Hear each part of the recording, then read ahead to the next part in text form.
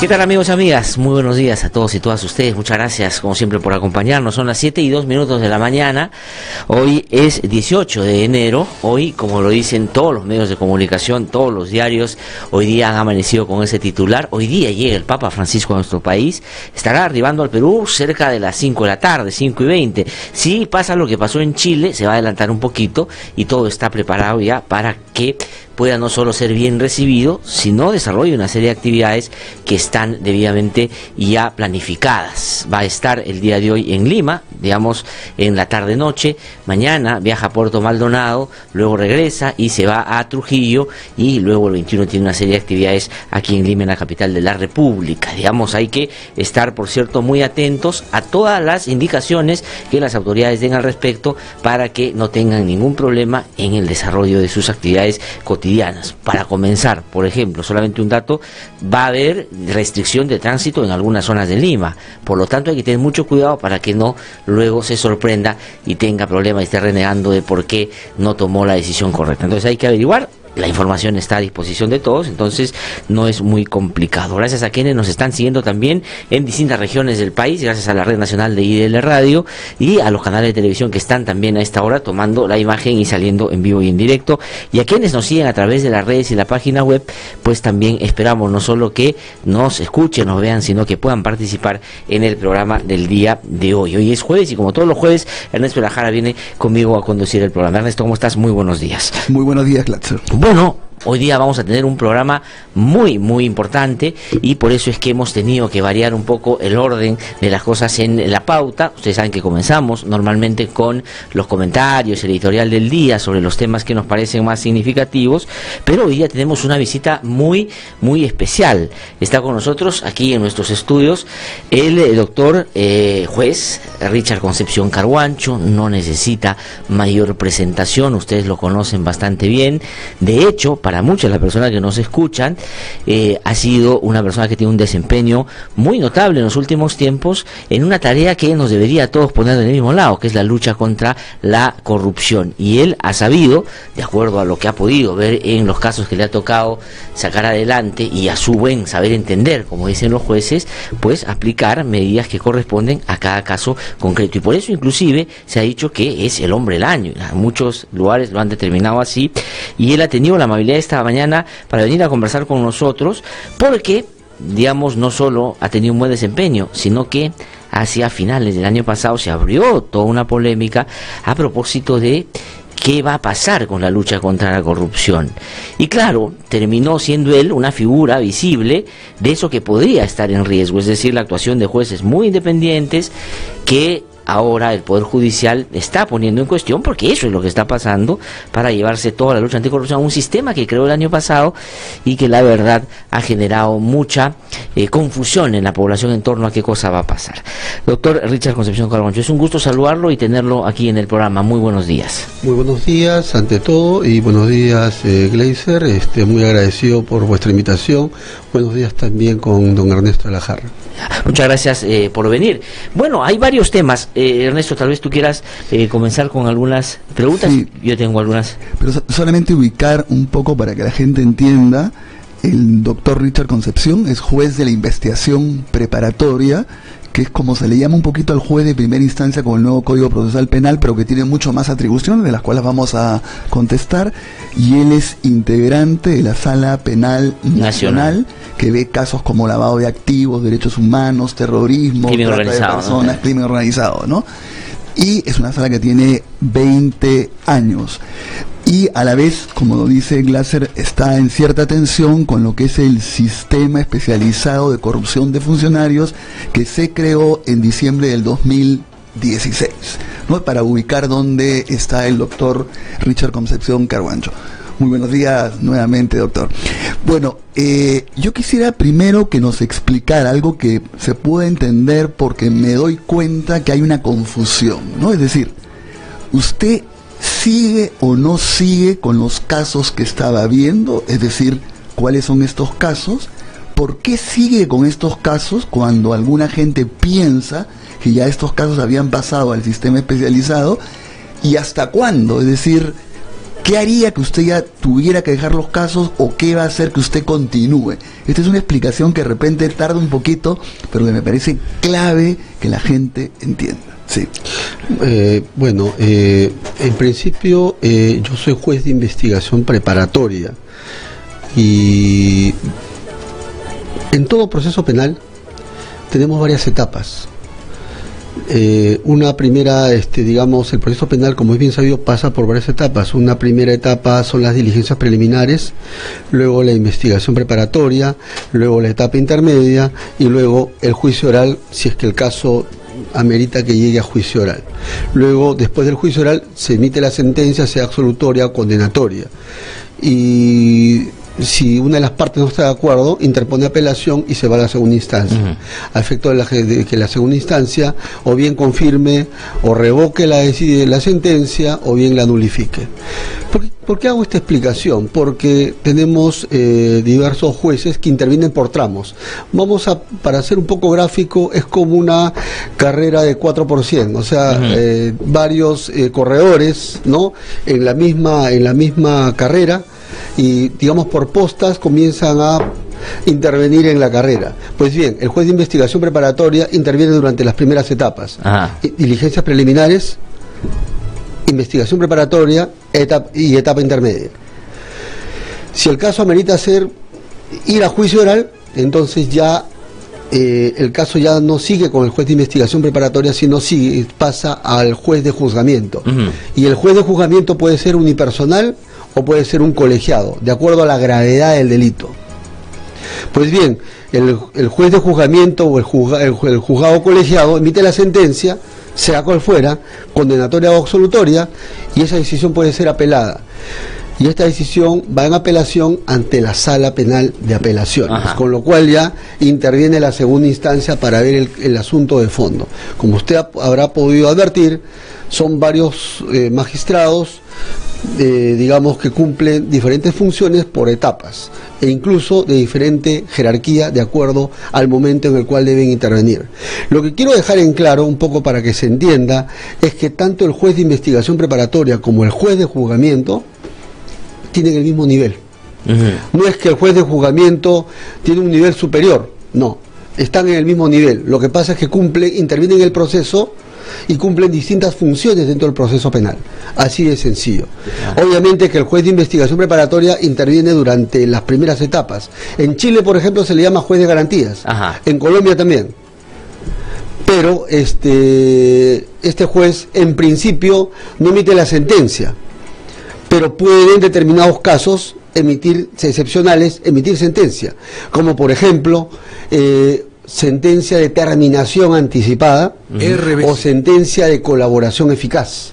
Es decir, una vez que un juez de investigación preparatoria se aboca a un determinado caso, ese juez radica competencia.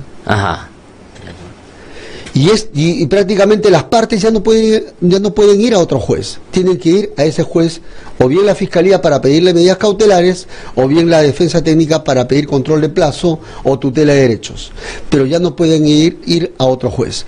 Una vez que un juez de investigación preparatoria previno el caso, radicó competencia, entonces se entiende que el caso sigue ante él, y solamente puede apartarse del caso por inhibición, por recusación o por cualquier otra cuestión que cuestione, digamos, valga la redundancia, la competencia de ese juez. Por ejemplo, una declinatoria de competencia o una transferencia de la competencia. Usted recordará, por ejemplo, cuando se vio la centralita. La centralita estaba en el Distrito Judicial del Santa.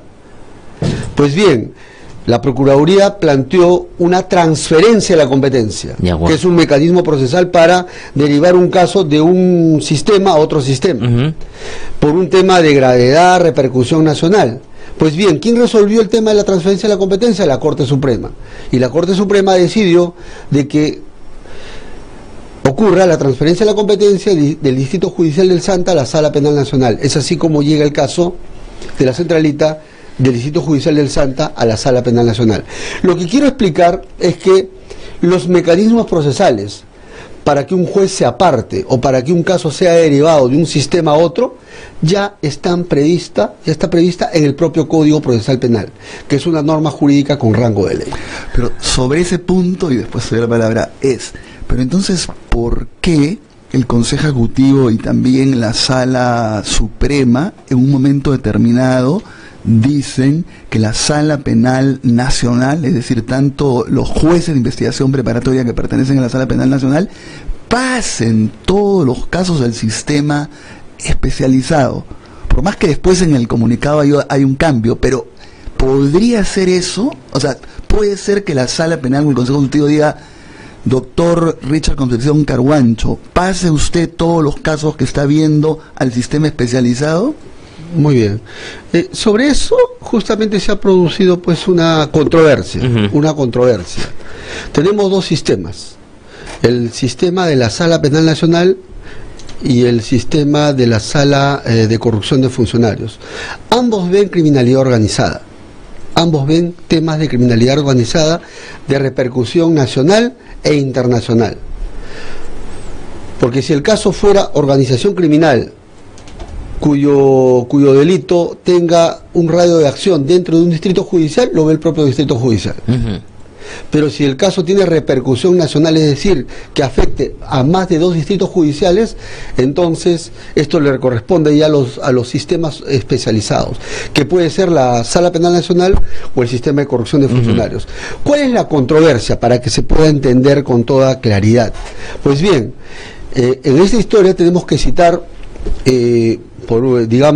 tenemos dos posturas que se han venido dando, y es que hay que recordar de que en su oportunidad se dictó un decreto legislativo 1342. Usted recordará el decreto legislativo 1342, que es una norma jurídica con rango de ley y que estableció la competencia del Sistema Nacional Anticorrupción, y estableció de que el Sistema Nacional Anticorrupción solo vería casos de delitos contra la administración pública, todos los delitos que están en el artículo 3, numeral 18 de la Ley contra la Criminalidad Organizada. Es decir, este decreto legislativo delimitó la competencia de la Sala Nacional Anticorrupción. Solo delitos de corrupción de funcionarios, entre ellos el peculado, cohecho, malversación de fondos, enriquecimiento ilícito, es decir, todos los delitos que están dentro del título de delitos contra la administración pública. Y se entiende de que aquel delito que no esté dentro de este grupo de delitos contra la administración pública correspondería ¿a quién? A la Sala Penal Nacional. De acuerdo. Entonces, pero si es así de claro, ¿dónde nace la controversia? La controversia nace cuando se expide el estatuto de la Sala Penal Nacional, y en la cual se amplía la competencia del sistema de corrupción de funcionarios. Que fue en diciembre del año pasado. Exactamente, se amplía la competencia de acuerdo a esta resolución administrativa emitida por el Consejo Ejecutivo del Poder Judicial, y en la cual prácticamente amplía la competencia de este sistema de corrupción de funcionarios, dándole más casos. Cosa que no se podría hacer, porque un estatuto no podría ir más allá de lo que da origen a la creación y al funcionamiento. Un poco quiero describir el tema. Sí. El tema, por ejemplo, amplía... básicamente quiero centrarme en 3 puntos para ser un poco gráfico. Amplía la competencia, por ejemplo, en el caso de los delitos de lavado de activos, cuyo delito fuente sería un caso de corrupción de funcionarios. Se entiende que los delitos de lavado de activos cuyo delito fuente sea un delito distinto a corrupción de funcionarios debería seguir siendo conocido por la Sala Penal Nacional. En cambio, el delito de lavado de activos con delito fuente, corrupción de funcionarios, el Sistema Nacional Anticorrupción. Pero además amplía, y este es el segundo punto, otro grupo de casos que debería haber el Sistema Nacional Anticorrupción, que son los llamados delitos conexos. ¿Qué es un delito conexo? Cuando en un solo caso se ventilan al mismo tiempo varios delitos, que en principio debería corresponder a distintos órganos jurisdiccionales. Me explico. Por ejemplo, que en un solo caso se esté investigando al mismo tiempo un delito de corrupción de funcionarios que en principio le correspondería ¿a quién? A corrupción de funcionarios, sistema de corrupción. Y al mismo tiempo se está investigando, por ejemplo, un lavado de activos o se está investigando, por ejemplo, otro delito, por ejemplo, minería ilegal. Claro, o trata de personas o cualquier otro. O trata de personas, de acuerdo. o extorsión o robo. Pues bien, y este caso en principio le debería corresponder ¿a quién? A la Sala Penal Nacional. Entonces acá estamos frente a un caso de delitos conexos. En principio, ¿y qué dice el estatuto sobre la nueva sala que se crea, el sistema anticorrupción? Aquí tenemos dos normas. Aquí, y eso que lo que voy a más adelante a graficar. Sobre este tema tenemos el Código Procesal Penal que establece que quien debe conocer el caso es el órgano jurisdiccional que debería conocer el delito más grave. O sea, la gravedad del delito es la que va a determinar qué juez es el competente. Pero por otro lado tenemos la resolución administrativa del estatuto que establece que si hay un delito de corrupción de funcionarios, por más que haya otros delitos que correspondan a otros órganos jurisdiccionales, prevalece el delito de corrupción de funcionarios y por lo tanto lo debería conocer. Ahora, pero con una jerarquía de normas, digamos, ¿cuál es el que pesa más? Digamos, porque uno es el reglamento de un estatuto y el otro, digamos, es un Código Procesal Penal que nace de una ley, ¿no es cierto? Y el tercer caso, un poco para terminar el tema, era que no solamente los nuevos casos que ocurran deberían ser, digamos, de que esta ley no solamente se aplicaría a los nuevos casos que se presentarían, sino a los procesos que están en trámite. Es decir, imaginemos procesos que están en trámite en la Sala Penal Nacional y que están en uno de estos supuestos, de inmediato deberían pasar al Sistema Nacional Anticorrupción. Pues bien, la controversia se presentó entre este decreto legislativo y esta resolución administrativa. Pues bien, se produjo una controversia, ¿no?, en donde, digamos, una posición estableció de que, y esta es la posición de la primera Sala Penal de Apelaciones de la Sala Penal Nacional, en la cual, usted recordará, hace más o menos 5 meses, cuando se vio un caso concreto, también ya, mediante una resolución administrativa, se estableció de que los casos pasen al Sistema Nacional Anticorrupción. Pero la primera Sala Penal de Apelaciones, frente a un caso de delitos conexos, precisamente. Pero ¿es el caso Toledo? Sí, interoceánica. Entonces la primera Sala Penal de Apelaciones ya zanjó el tema en esa oportunidad y dijo de que frente a una norma con rango de ley que solamente delimitó la competencia de la Sala Nacional, de la Sala de Corrupción de Funcionarios a solo delitos contra la administración pública, la competencia de los jueces no puede ser ampliada mediante resolución administrativa, por lo tanto, prima la ley. Ya, de acuerdo, pero digamos... Y la otra interpretación es que debe primar el estatuto de la Sala, de la Sala Penal Nacional y debería aplicarse el principio de especialidad. Es decir, el delito de corrupción de funcionarios debe mandar en la competencia.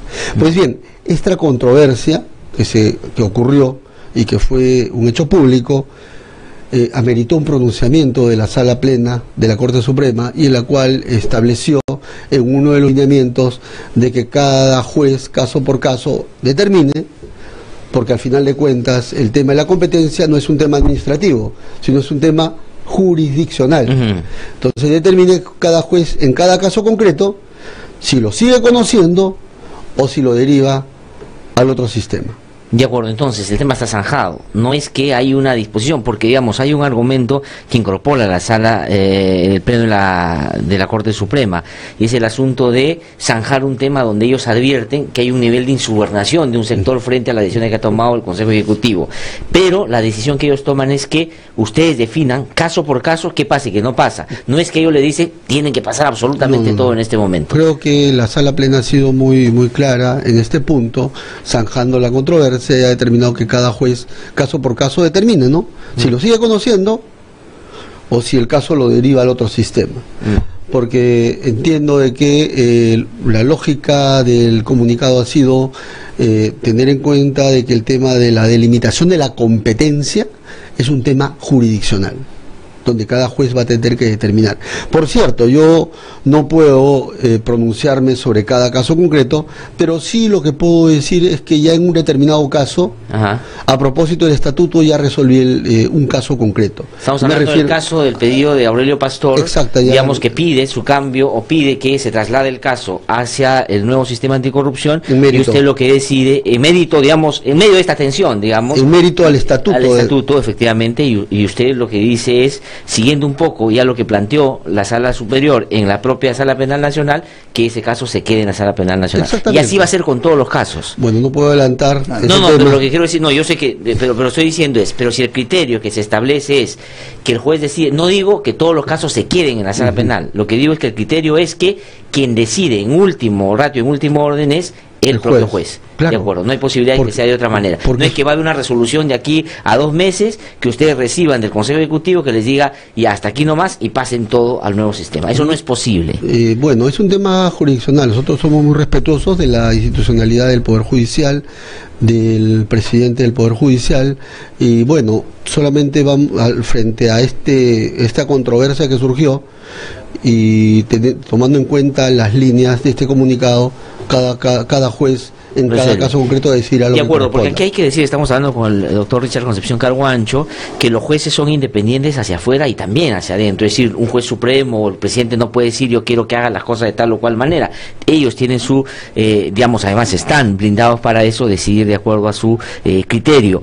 Pero quería regresar yo a uno de los puntos que usted, doctor Richard Concepción Carguancho, planteaba al comienzo y tiene que ver con este asunto de, siguiendo la gráfica esta de la carrera en 4 postas. Porque yo he conversado con el presidente del Poder Judicial aquí, y él lo que dice es, ustedes están, ahogando en un vaso de agua. No deberían preocuparse tanto de qué pasa en esa etapa de un proceso. La parte importante del proceso es cuando empieza el juicio oral, donde ya se determinan responsabilidades de las personas que están siendo imputadas por un delito, en este caso de corrupción. Lo otro son incidentes menores, y el juez no es el dueño de ese caso, el que es el dueño es el fiscal. Por lo tanto, ¿para qué se preocupan tanto? ¿Qué habría que responder frente a eso concreto? Porque es muy importante. ¿Qué se decide en la etapa en la que usted actúa, por ejemplo, para ya no regresar a la descripción más procesal, sino el doctor Richard Carguancho es un juez que tiene determinadas características, funciones, y ¿qué podría decidir en el marco de lo que tiene como atribuciones? Bueno, el juez de investigación preparatoria, quiero dejar en claro, tiene el mismo nivel que un juez de juzgamiento. No es que el juez de juzgamiento tenga un nivel superior al juez de investigación preparatoria. Ambos jueces son jueces de primera instancia, que intervienen en el proceso penal en diferentes momentos y cumplen distintas funciones. Lo que es un superior son los jueces superiores. Eso está claro, de una sala superior. Lo que quiero dejar en claro es que el juez de investigación preparatoria, ya ha marcado la pauta, interviene durante las diligencias preliminares, la investigación preparatoria y la etapa intermedia. Sí. Quiero ser un poco gráfico. Durante las diligencias preliminares y durante la investigación preparatoria, si bien el fiscal es el director de la investigación y es el que inicia las diligencias preliminares y es el que activa la investigación preparatoria y conduce la investigación, sea en sede de diligencias preliminares o de investigación preparatoria, es cierto que el fiscal es el director de la investigación y practica los actos de investigación, toma declaraciones, manda a realizar pericias, etcétera, pero hay un juez de investigación preparatoria que controla la investigación preparatoria, las diligencias preliminares. O sea, que podría autorizar o no eso que el fiscal está pidiendo. Exactamente. Por ejemplo, una cuestión clave es el tema de las medidas cautelares. Durante las diligencias preliminares y durante la investigación preparatoria, si bien el fiscal puede realizar actos de investigación, para afectar derechos fundamentales necesita pedir autorización ¿a quién? Al juez de investigación preparatoria. Y el juez, frente a ese pedido, puede o bien concederlo o bien rechazarlo. Claro, para decir a nuestros oyentes en términos que ya con los tiempos se ha ido familiarizando. Por ejemplo, las famosas prisiones preventivas. Es decir, si un fiscal dice, yo considero, de acuerdo a lo que tengo, que hay elementos razonables para que le den una prisión preventiva, el que resuelve es el juez. Exacto. Es decir, el fiscal en sí mismo no puede hacer nada salvo pedir. Exacto. Y sustentar bien para que obviamente el juez determine. Claro. Por ejemplo, también en el tema de las diligencias preliminares. Usted habrá escuchado que hay veces tenemos grandes operativos, ¿no? Sí. Contra la criminalidad organizada y muchas veces durante o allanamientos. Por ejemplo, un allanamiento no lo puede hacer el fiscal porque exactamente, quiere. Durante las diligencias preliminares, por ejemplo, cuando se quiere hacer un mega operativo, por lo general el fiscal le pide al juez medidas cautelares y, por ejemplo, pide al mismo tiempo, y eso se ha visto en los grandes operativos, allanamiento de bienes inmuebles, pide incautación de bienes e incluso detenciones preliminares. Y de manera inmediata, frente a esa autorización, recién el fiscal puede intervenir. Ahora otro elemento, otro tema que se resuelve ahí en la instancia en la que el doctor Richard Concepción Carhuancho trabaja y ha demostrado, digamos, establecido ya un criterio de cómo él razona frente a cada caso concreto, son las colaboraciones eficaces. Es decir, por ejemplo, ahora que estamos encaminando una declaración de un personaje como Jorge Barata, no voy a pedirle que entre al caso, pero digamos, ¿quién va a determinar en un primer momento si es que eso aplica o no como una colaboración eficaz? Muy bien, sobre ese tema me parece relevante. Quiero puntualizar dos cosas. Una vez que un juez de investigación preparatoria previene, se aboca al caso, o mejor dicho, previene, se entiende que ese va a ser el juez competente para ese caso. Y los sujetos procesales, y en donde el Ministerio Público es uno de los sujetos procesales, y la defensa técnica del investigado, de los investigados, ya no pueden ir a otro juez. De acuerdo. Tienen que ir a ese juez, nada más. Imaginemos que un determinado juez de investigación preparatoria previno en el caso X. Pues bien, todos los que están investigados en ese caso, Fiscalía para pedir medidas cautelares, o bien defensa técnica de los investigados para plantear controles de plazo o tutela de derechos, tienen que ir solamente a ese juez. Sí. No pueden ir a otro juez, porque ese juez ya radicó competencia, de tal suerte que este juez ya no va a poder ser apartado de ese caso, salvo mediante el cauce regular que establece el Código Procesal Penal. ¿Y cuál es el cauce? La inhibición, cuando el juez decida inhibirse del caso; la recusación, cuando las partes planteen o pretendan apartarlo al juez por alguna causa; o también planteando cualquier tema que cuestione la competencia, una declinatoria de competencia o una transferencia de la competencia. Y el otro punto que quiero dejar en claro es que el juez de investigación preparatoria, es cierto, interviene durante los primeros momentos del proceso penal, pero también quiero dejar en claro de que también en determinados casos resuelve el fondo del asunto. Por ejemplo, en el tema de lo más visible son las sentencias de terminación anticipada. Es decir, durante la investigación preparatoria, un investigado puede solicitar acogerse a la terminación anticipada. Y lo que significa es reconocer, digamos, que reconocer cargos que lo sentencien y negociar con el fiscal qué pena acuerdan y qué reparación civil acuerdan, y lo presentan ante el juez. Si el juez considera de que ese acuerdo cumple con el principio de legalidad y es proporcional el beneficio otorgado, aprueba de inmediato ese acuerdo y dicta sentencia de terminación anticipada, que puede ser incluso una sentencia condenatoria con pena efectiva o pena suspendida, de acuerdo al caso. Y firme, porque no puede ser apelada porque es, digamos, un acuerdo. Bueno, las partes pueden apelarla, evidentemente, pero digamos, quien no está de acuerdo, pero en principio, si están de acuerdo, es poco probable que alguien apele. Es verdad. Y el otro tema es el caso de colaboración eficaz. O sea, imaginemos un investigado decide acogerse a una colaboración eficaz. Pues bien, se puede acoger. Primeramente, de acuerdo al procedimiento establecido, es que lo plantea ante el fiscal. Tiene que hacer la delación, y no solamente tiene que hacer la delación, tiene que además corroborarse esa delación, porque no basta con hablar, sino que además se requiere corroborar mediante los correspondientes actos de investigación esa versión prestada por el colaborador. Si llega a un acuerdo, lo presenta ante el juez. Los beneficios de una colaboración eficaz pueden ir desde la exención de la pena, es decir, que se le perdona la pena, una disminución de la pena, una pena suspendida, qué sé yo, es decir, se puede aplicar diversos beneficios, claro está, de acuerdo al nivel de colaboración que ha prestado el delator.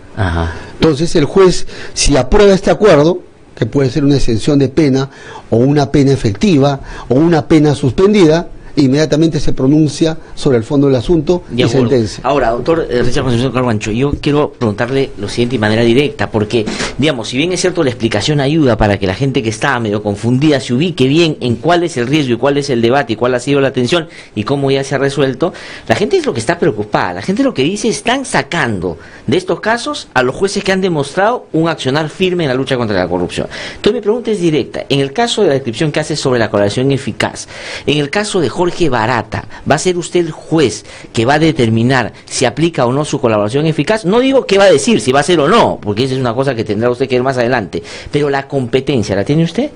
Bueno, yo no quiero entrar a casos concretos, esos temas son reservados, pero por lo pronto determinados casos vinculados a Lavallato están en la Sala Penal Nacional. Ajá, y ahí tendrían que quedarse. Y ahí, en principio, cada juez va a tener que determinar si continúa o si es derivado a otro sistema. Ya, de acuerdo. Entonces, ese caso enmarca dentro del caso Lavallato. Sí. El caso de la Fuerza Popular y de todo lo que están implicados en las investigaciones que sigue el Ministerio Público y que ya han tenido incidentes en el que usted ha resuelto, como el caso Cócteles y otros.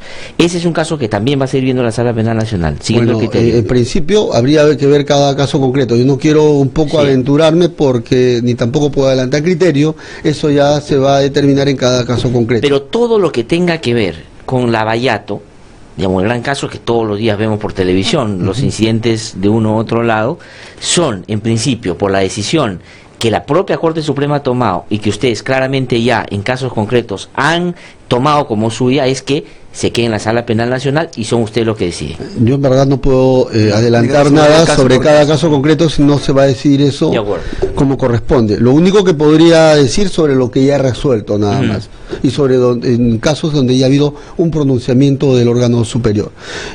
Quiero dejar en claro también otro punto. El juez de investigación preparatoria, durante la investigación preparatoria y durante la etapa intermedia, puede archivar el caso también. Claro.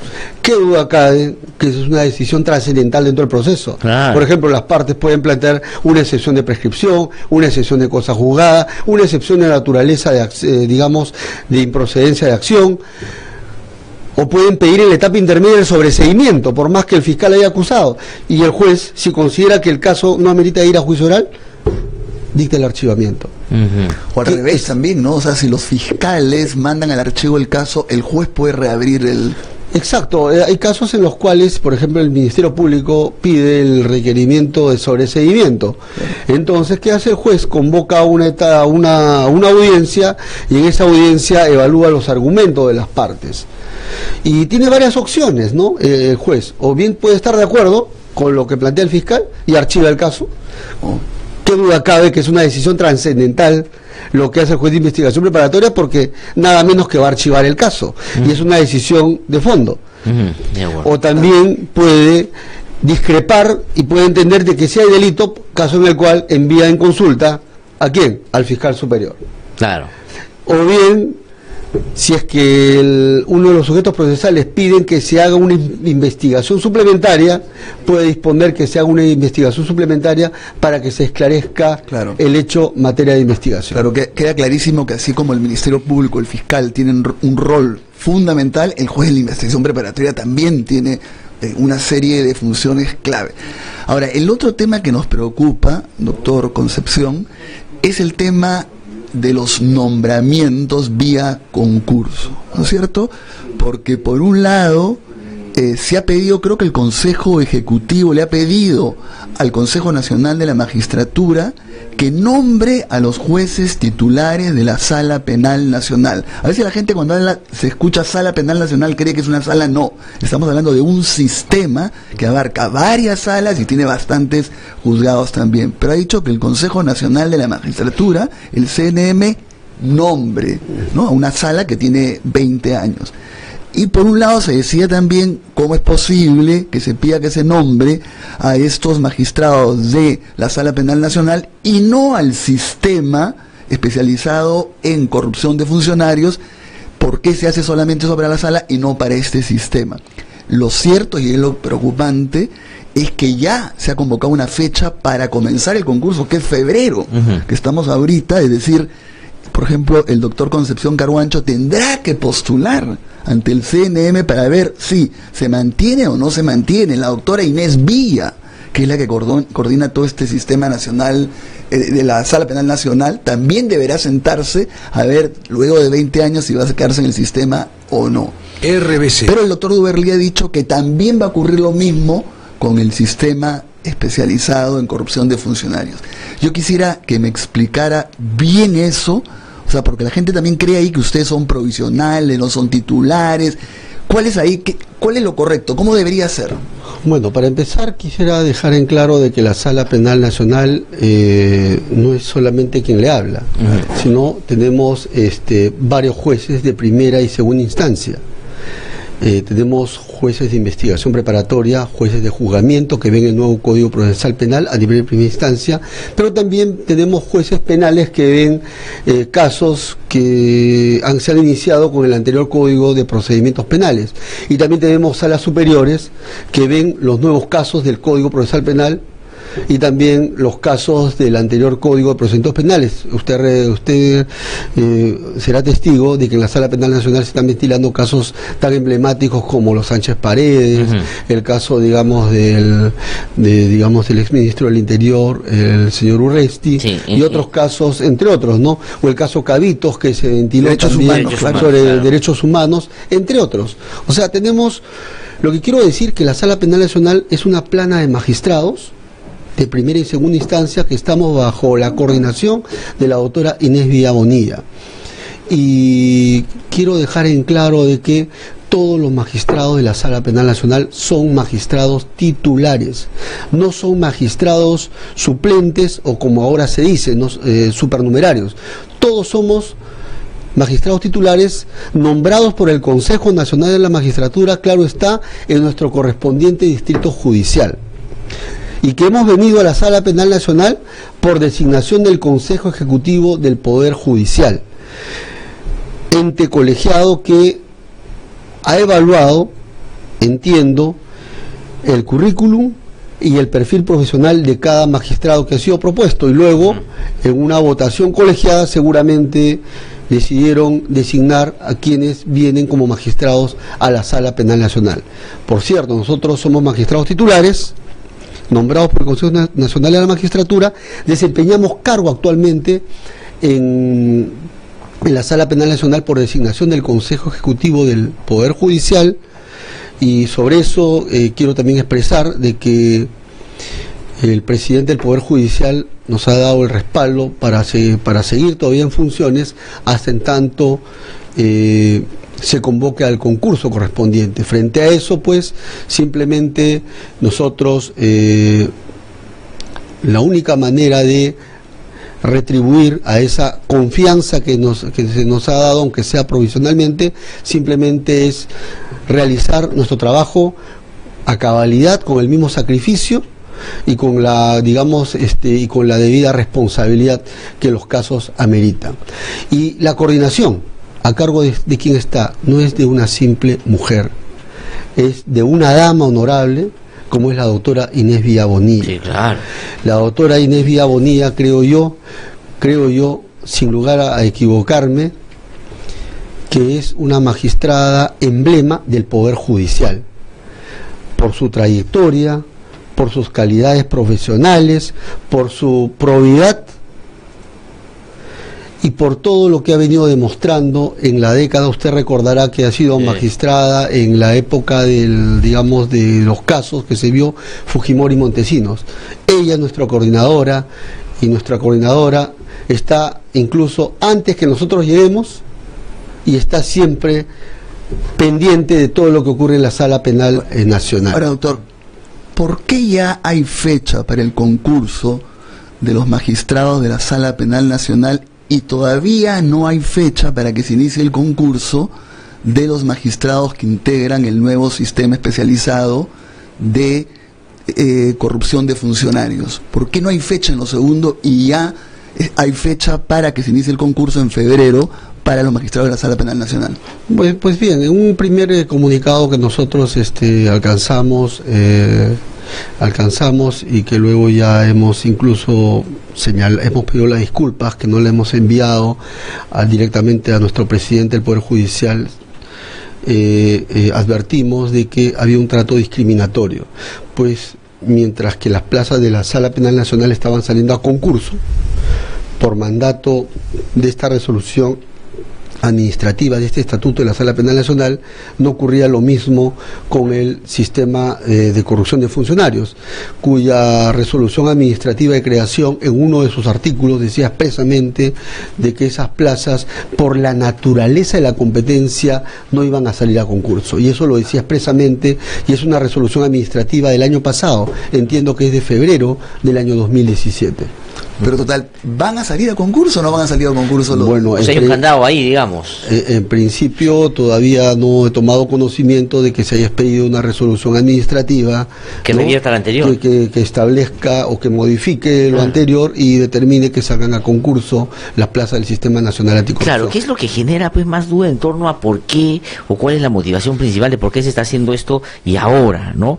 Pero yo me remito a lo que inicialmente Ernesto decía, ¿no? Entonces, porque la gente se pregunta y dice, entonces, ¿hasta cuándo van a haber jueces como el juez Richard Concepción Carhuancho o Inés Villa, que no ve casos, pero digamos que es la coordinadora, van a estar a cargo de esto? Porque ha pasado en la propia Sala Penal Nacional, cuando, por ejemplo, hay un juez que es parte de una sala y está ya viendo un caso en juicio oral o ha visto un caso en algún momento y por alguna circunstancia termina cambiado y va a otra corte, no pierde inclusive competencia de ese caso. Estando en la otra corte viene a juzgar ese caso.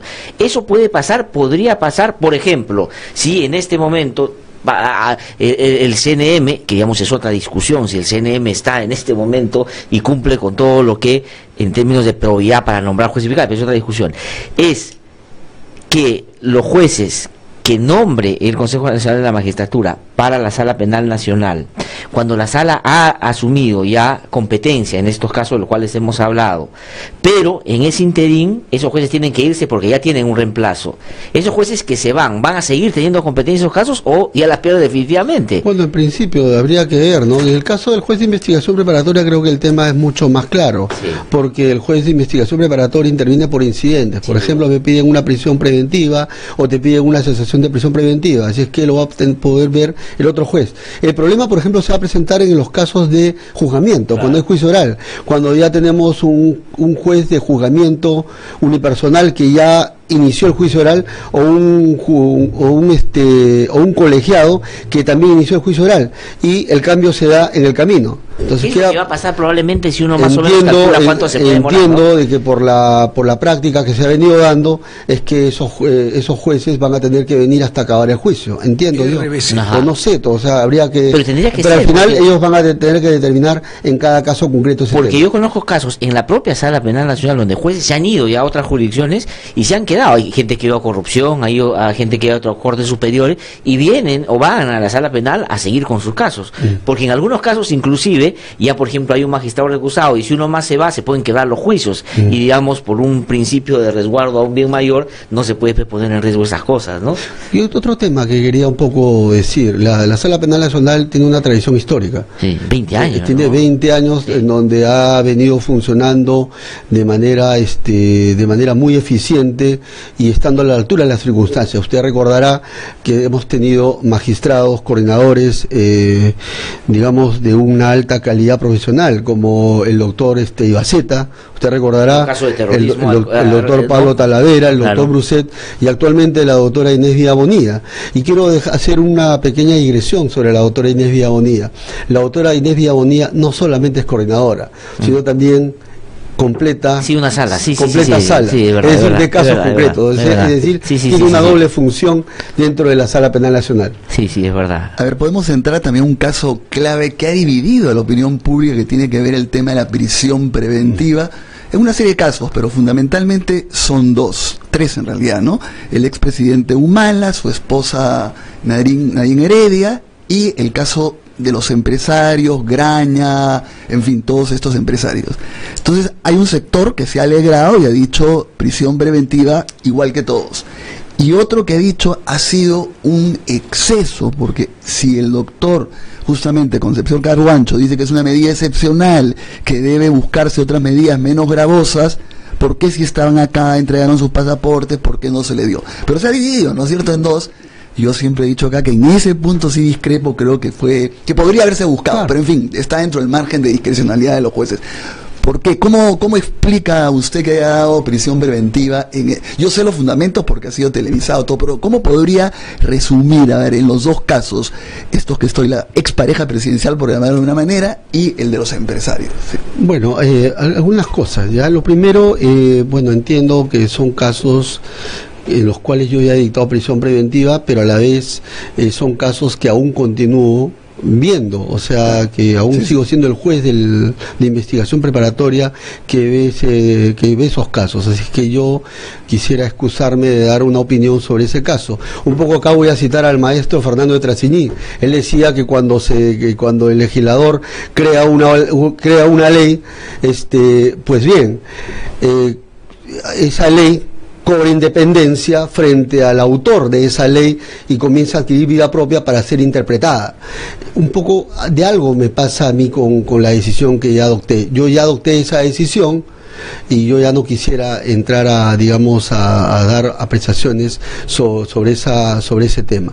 Y lo segundo que quisiera dejar bien en claro, es cierto, el tema de la prisión preventiva en general es un tema polémico, que duda cabe, es un tema polémico que siempre va a ser discutido, no solamente en el Perú, también es discutido a nivel de Latinoamérica. Prueba de ello es que tenemos algunos entes especializados, te recordará el CEJA, por ejemplo, ha hecho estudios interesantes sobre la prisión preventiva. La Comisión Interamericana.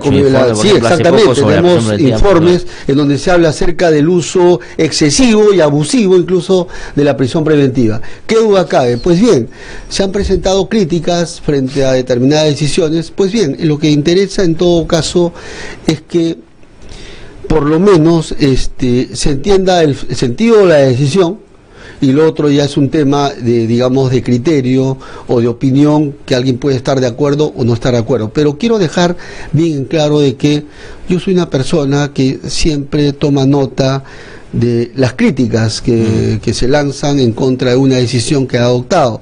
Siempre tomo debida nota, y bueno, yo soy de las personas que cada día trata de hacer mejor su trabajo.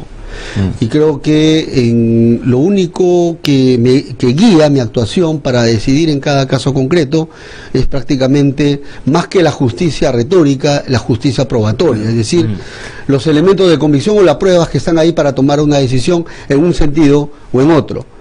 Claro. También otro criterio que guía es el tema pues concerniente al principio de igualdad. Creo que debemos dar un trato igual a todos, sin excepción alguna. Pero al margen de todo, siempre trato de tomar nota de las críticas para tratar de resolver con mayor apego a la Constitución, a la ley y sobre todo a la justicia. Claro, y además prueba de que es un tema polémico que la opinión pública se ha dividido, ¿no? Ahora, otra cuestión, doctor, miren, se ha creado una comisión de parte de la Corte Suprema para ver de qué manera se puede unificar la Sala Penal Nacional con el sistema especializado en delitos de funcionarios públicos. ¿Usted estaría de acuerdo? ¿Le parece bien por ahí la Sala Penal Nacional? ¿Ve esa como una manera, una solución de lo que ha ocurrido? Bueno, sobre ello sí, para empezar, sí, es una excelente idea, que entiendo se la está trabajando una comisión, y bueno, hay que esperar simplemente cuál es el resultado de ese trabajo. Pero por lo pronto, lo que sí quiero dejar en claro también, que nosotros, los magistrados, quien le habla, y entiendo también los magistrados de la Sala Penal Nacional, no nos aferramos a ningún cargo. Yo personalmente soy muy consciente de que soy titular en el Distrito Judicial del Santa, y así como se me ha dado la confianza por parte del Consejo Ejecutivo para desempeñar funciones aquí en la Sala Penal Nacional, también soy consciente que eso en cualquier momento puede terminar, y soy muy consciente de ello, pero mientras esté frente al cargo, solamente me debo a la majestad del cargo y a cumplir con mucha responsabilidad el cargo. Solamente eso, para terminar sobre eso, pero entonces, si esta comisión está viendo la manera de unificar dos sistemas paralelos en uno solo, la pregunta es, ¿el Consejo Ejecutivo le podría pedir al Consejo Nacional de la Magistratura que por ahora suspenda este concurso del nombramiento de jueces de la Sala Penal Nacional, porque es contradictorio, ¿no? Si se está creando este sistema, ¿cómo va a comenzar a nombrar el sin Consejo? Que, digamos, sin llegue a un acuerdo de cómo se... Pero mi pregunta es, claro. ¿podría el Consejo Ejecutivo decirle, suspenda usted, así como le pidió, suspenda usted? ¿Se puede, no se puede? Bueno, yo no quisiera emitir un comentario. Usted entenderá, yo soy juez de primera instancia. Si vamos a la estructura digamos, del Poder Judicial, tenemos jueces superiores, jueces supremos, y yo soy un juez de primera instancia y no quisiera emitir ninguna opinión al respecto. Lo que sí puedo decir es que soy muy respetuoso de las decisiones que adopte mi superior. El superior ha decidido convocar a concurso, a las plazas, nosotros no tenemos más que acatar eso. Pero acatar eso significa, claro, digamos, también participar en el concurso, no necesariamente. Bueno, ese es un tema que todavía no lo he evaluado. Sí. También entenderá usted de que, por ejemplo, si decidiera postular a ser juez de investigación preparatoria de la Sala Penal Nacional, bueno, yo tengo la misma categoría en el día de hoy, y tengo el mismo sueldo, o sea, solamente la única diferencia sería el lugar geográfico nada más. Claro.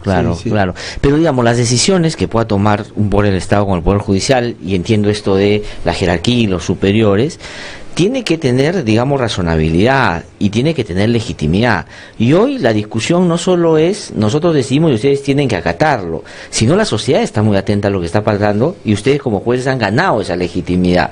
Por lo tanto, hay un actor que también hay que mirar con particular atención, que es la gente que está observando cómo se hace la lucha anticorrupción, y me parece que ahí la Corte Suprema está no prestándole atención a ese tema y puede jugarlo en contra en términos de la aprobación que tiene también. Pero yo creo que, y aquí para terminar ya, porque tiene que irse a su despacho, es que ustedes han terminado siendo, para decirlo de manera más coloquial, como víctimas de su propio éxito, tengo la impresión. Es decir, o los estándares que ustedes han puesto en torno al tratamiento de estos casos, que salvo en la época de la lucha contra la corrupción post-Fujimori, donde Inés Villa Bonilla fue protagonista, no han habido. Por lo tanto, entonces, mucha gente, y la política está lleno de esa gente, lamentablemente, no quiere que esos estándares se apliquen a otros que seguramente pueden correr esa suerte. ¿No creen que hay elementos que tienen que ver con ese asunto también en el siguiente? Es decir, ustedes han puesto unos estándares y esos son en realidad lo que a algunos no les gusta, más allá de la discusión si estuvieron bien o mal, en fin, que Ernesto bien ha planteado. Bueno, no quisiera emitir opinión porque entenderá usted mi posición de magistrado, y cada caso tenemos que verlo en la particularidad, es decir, para tomar la decisión que corresponda. Lo único que sí puedo decir es que nosotros, los magistrados de la Sala Penal, quien le habla, y entiendo también los magistrados de la Sala Penal Nacional, estamos muy comprometidos en ser respetuosos de la Constitución y la ley, y resolver cada caso con justicia. Sí. Y una última pregunta, Glatzer. Doctor, si me puede decir, ¿qué lo motivó a ser juez? ¿Cuáles son las razones fundamentales? Y muy brevemente su trayectoria de magistrado, por curiosidad, a ver, sí.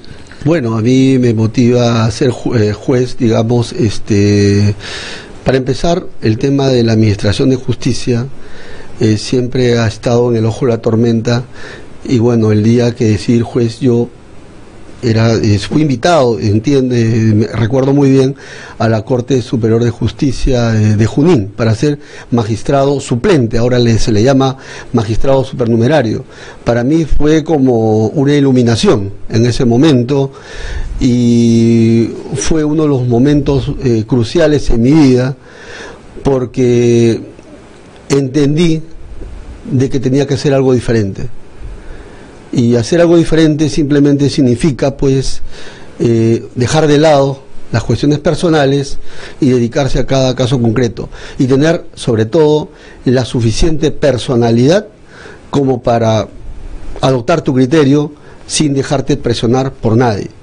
Y bueno, yo he tenido muchos referentes, digamos, a nivel nacional, ¿no? uno de los referentes justamente que he tenido, digamos, en mi trayectoria es precisamente la doctora Inés Villa Bonilla, que duda cabe.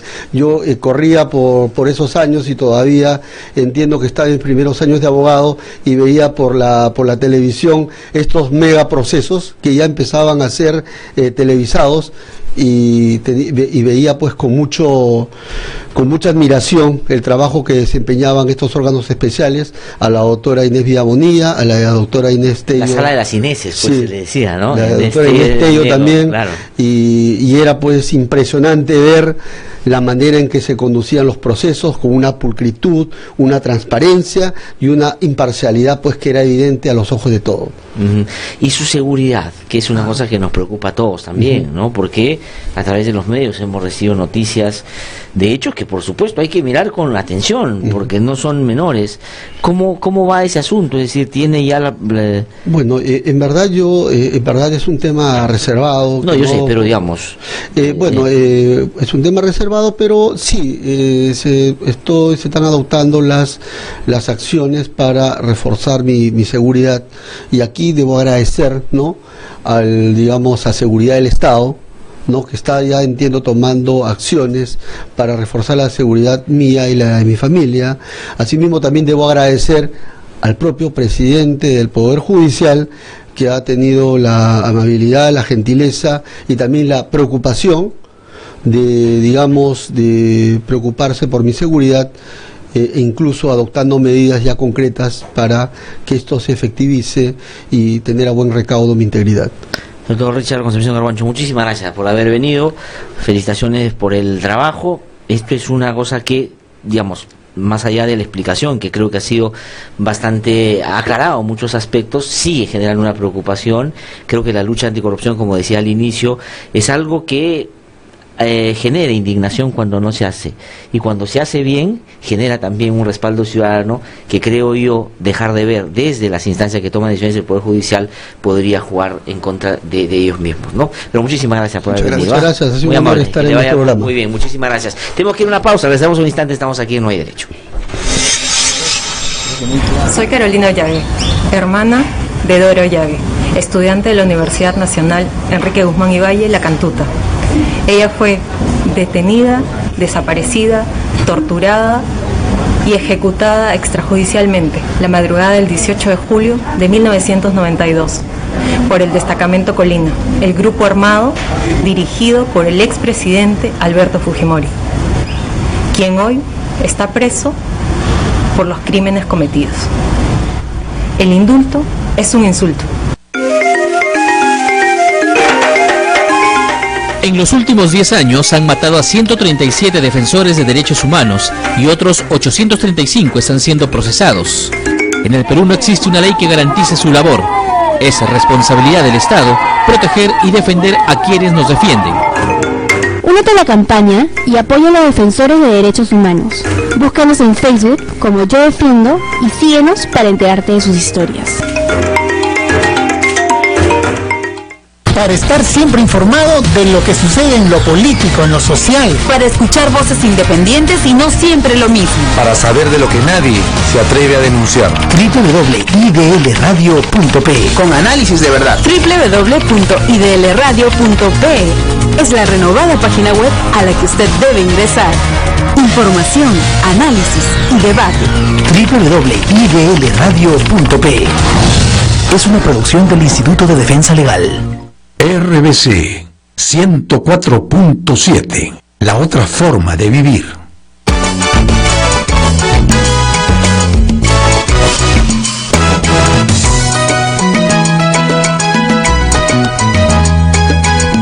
Son las 8 en punto de la mañana, estamos de vuelta aquí en No Hay Derecho. Hemos tenido un programa especial, particular, diferente a los que hacemos habitualmente. Ha estado conversando largamente con nosotros el doctor Richard Concepción Garbancho, que, como ustedes saben, es juez de la Sala Penal Nacional, que ha venido cumpliendo un papel muy importante en todos los casos relacionados con la lucha contra la corrupción que ha tenido la posibilidad de ver. Y él ha dicho una cosa, Ernesto, que es fundamental. O sea, esta gráfica de una carrera con 4 postas es fundamental, porque si él es el primero que sale, ¿no es cierto?, que corre, es el que le da ritmo un poco a los que vienen, y si él no hace bien su trabajo, los que van después no van a, digamos, llegar a buen puerto. Entonces es fundamental, y me parece que el doctor Rodríguez no hace bien saliendo a decir que en realidad eso es un asunto menor y que más adelante viene el partido de fondo. Y el doctor Richard González Gallo, con mucha tranquilidad, con mucha serenidad, ha contado y ha explicado realmente todo lo que va a pasar. Pero lo que me queda claro es que ellos ya sentaron, digamos, competencia en el manejo de estos casos, y en cualquier circunstancia, al margen que tengan que decidir ellos mismos, van a seguir esa línea que ya han expresado en dos de ellos que nos mencionó. Estamos en comunicación telefónica, Ernesto, con Carlos Rivera, director general del IDL, que, digamos, es un reconocido abogado en derechos humanos y abogado de las víctimas, es abogado de las víctimas en graves casos de violación de derechos humanos. En este momento que se discute la posibilidad ante la Corte Interamericana de revertir un indulto mal dado a Alberto Fujimori, una persona que de manera muy activa ha venido planteando los puntos de vista que creo que sustentan una posición que es muy, muy sólida para que esto suceda. Pero queríamos brevemente conversar con él para preguntarle sobre un hecho que ha sido particular también, y es que le ha costado al Estado conseguir agentes y procuradores para que vayan a defender al Estado en el caso del indulto. Han demorado un montón. Sé que han consultado un montón de gente, yo he conversado por lo menos con dos que les habían consultado y que dijeron ni hablar de ninguna manera. Pero ya hay un grupo de abogados que me parece que son 3 o 4, y le voy a preguntar al doctor Carlos Rivera que nos pueda contar un poquito eso, porque he encontrado un nombre que a mí me ha llamado la atención, pero puede que yo me esté equivocando y que esté pensando en un abogado distinto, pero el doctor Rivera sí sabe seguramente esos datos y me lo va a poder aclarar. Doctor Carlos Rivera, es un gusto saludarlo, muy buenos días. Son las 8:01 de la mañana, ¿estamos con Carlos Rivera en el teléfono o no? Hemos tenido, parece, un problema. Sí, vamos a recuperar en un ratito. La gente nos está preguntando si vamos a comentar otros temas el día de hoy, porque están ya habituados a que hagamos, digamos, un comentario sobre otros temas también. Lo del Papa ha sido fundamental, y para vincularlo con lo que vamos a conversar con Carlos Rivera, lo que ha dicho en Chile ha sido muy importante, ¿no? Eso de que siente dolor y vergüenza por los abusos perpetrados por curas contra, sobre todo jóvenes en las iglesias. Ha hablado de la mujer, que no se puede cosificar y que la dignidad es el límite, y ayer ha dicho que los jóvenes nos interpelen. Ha dicho el Papa en misa que hizo para las víctimas de la dictadura de Pinochet. Es decir, el Papa alentando y planteando que los jóvenes tengan memoria y que los jóvenes interpelen a aquellos que no hicieron mucho para, digamos, revertir los grandes problemas que se vienen de esa dictadura. A diferencia de acá, que tenemos un presidente que nos dice tranquilícense ya, o no odien, controlen sus sentimientos. En fin, el Papa lo que más bien promueve es que seamos con esos severos también, porque fue grave lo que sucedió en esas épocas de violencia. Doctor Carlos Rivera, muy buenos días. Conversar nuevamente con usted.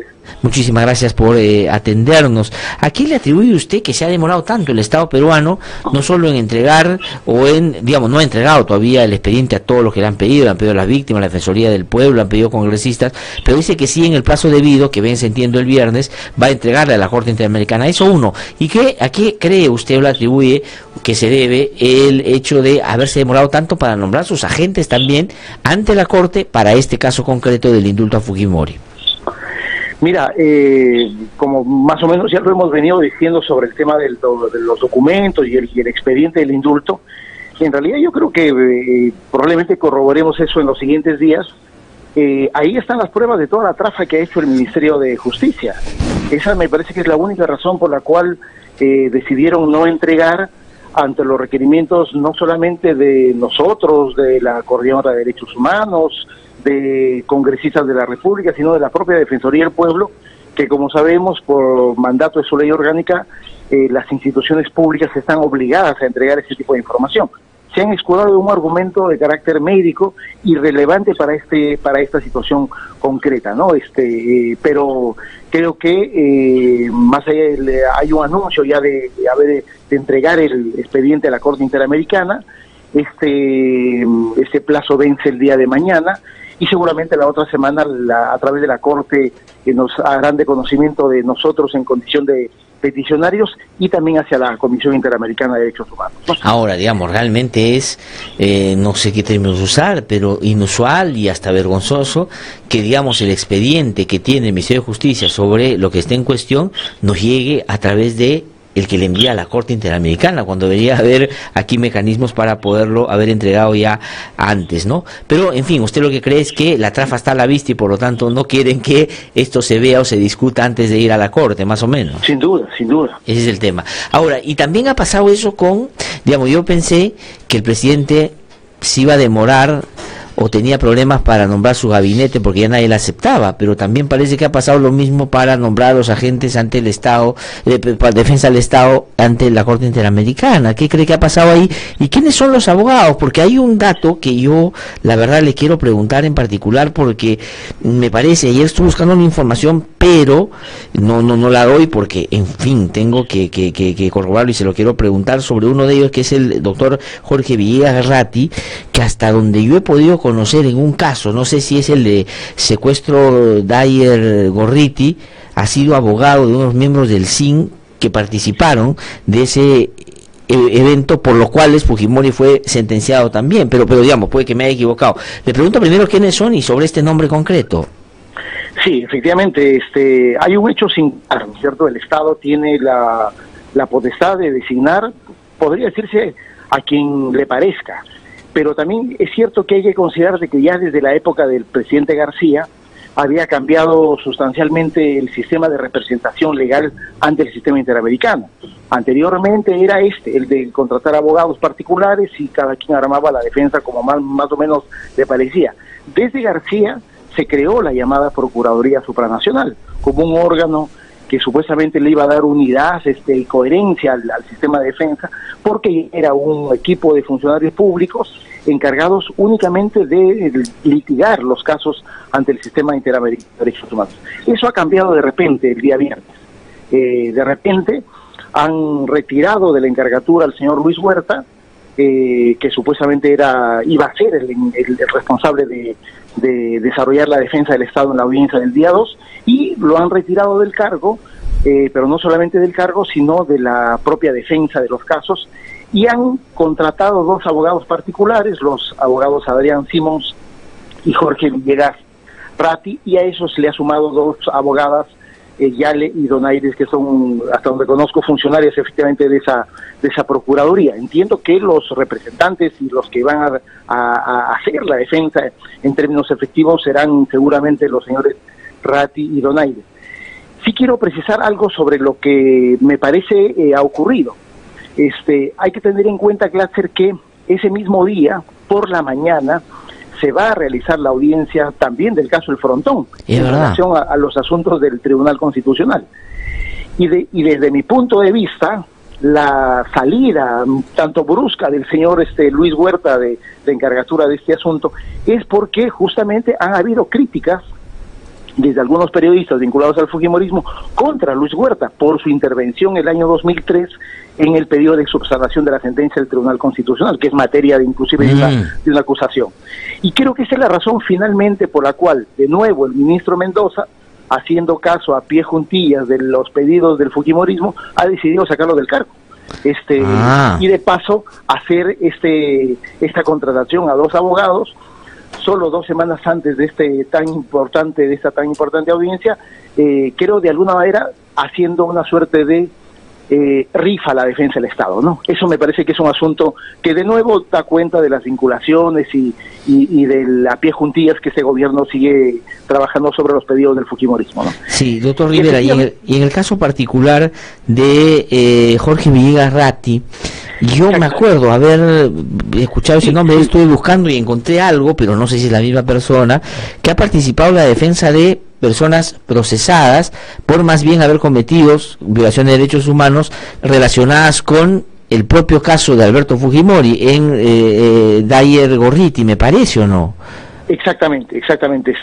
Nosotros hemos hecho la defensa del señor Dyer en el caso seguido contra Montesinos y otros autores materiales del secuestro agravado, tanto en el caso de Dyer y de Gorriti, y efectivamente ahí tenemos absolutamente claro el dato de que el señor Jorge Villegas ha sido abogado, y probablemente lo siga siendo, del señor Santiago Segarra. ¿Quién es Santiago Segarra? Es un coronel del ejército retirado que el año 1992 era el subjefe del Servicio de Inteligencia Nacional, conducido por Vladimiro Montesinos. El señor Villegas, junto con su estudio, ha hecho la defensa de más allá de el resultado de la sentencia fue un resultado favorable y absolutorio para el señor. Ese es un dato en realidad absolutamente objetivo de uno de los casos que ahora el representante del Estado ha estado desarrollando o sea, digamos, resumo bien diciendo que un abogado de un procesado por uno de los casos por los que Fujimori estaba preso y ha sido indultado, ahora va a defender al Estado en ese caso.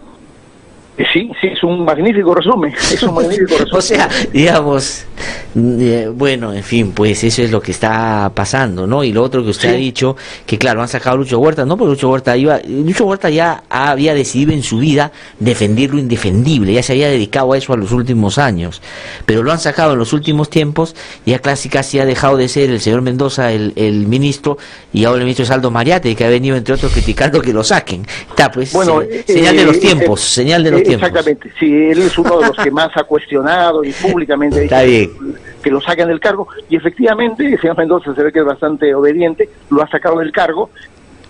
Mi parecer es de que eso no tiene que ver con una incompetencia para defender lo indefendible, sino que tiene que ver con el hecho de que ese mismo día no hay que dejar de... No hay que ese frontón, claro.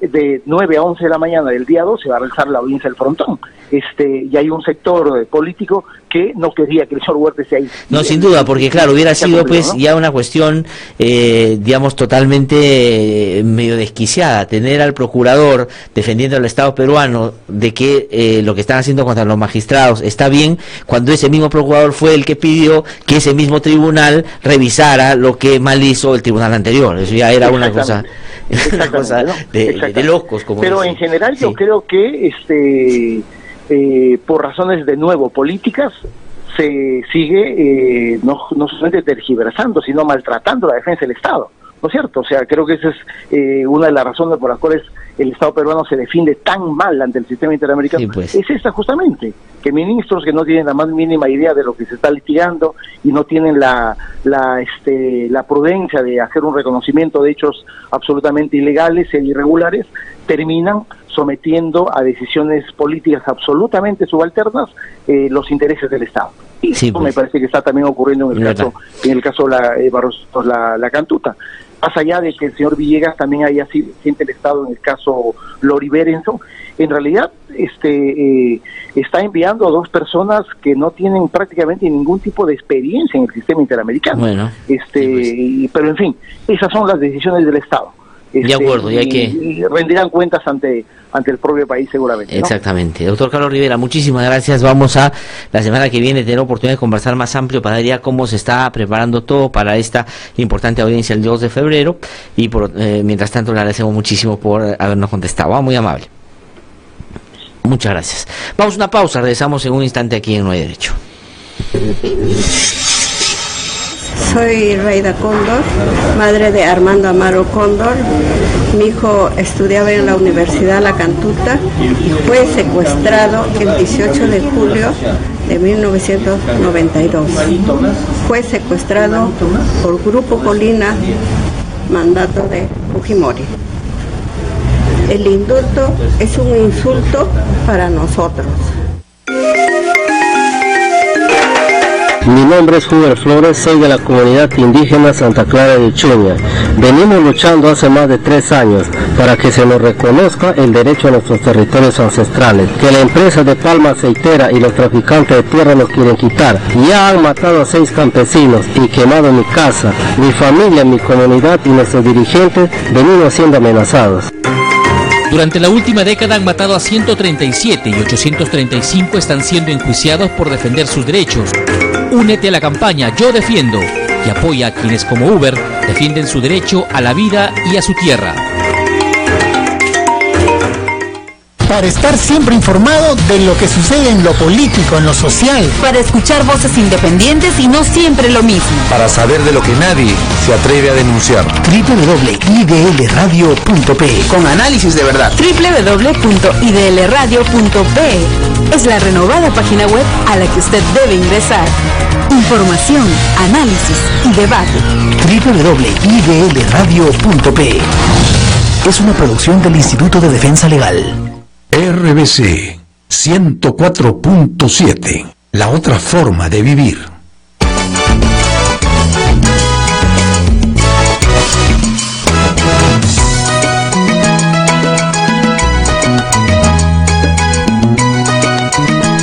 Bueno, estamos ahora con Rocío Silva Santisteban. La podría presentar de muchas maneras porque ella ha sido secretaria ejecutiva de la Coordinadora Nacional de Derechos Humanos, poeta, periodista, en fin, abogada también.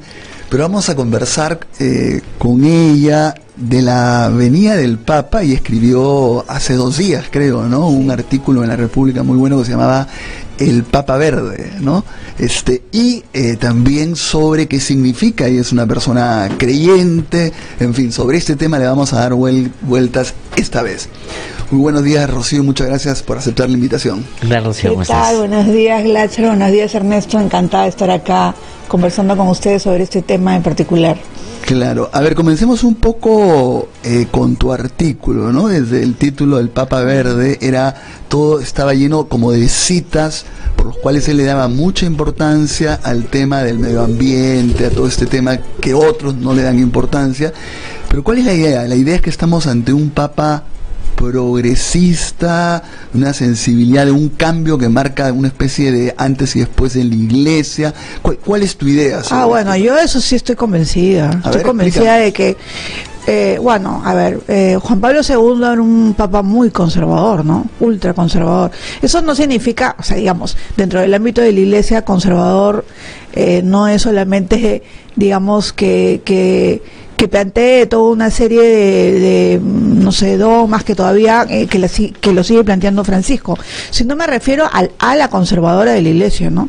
Y lo que sucedió, yo creo que ya cuando Juan Pablo II estaba bastante mayor, es que el Vaticano fue prácticamente cooptado por los sectores, digamos, más interesados en las finanzas y esas cosas, ¿no? Hay un famoso libro que se llama Su Santidad, no recuerdo el nombre del autor ahorita, creo que es Paoli o algo así.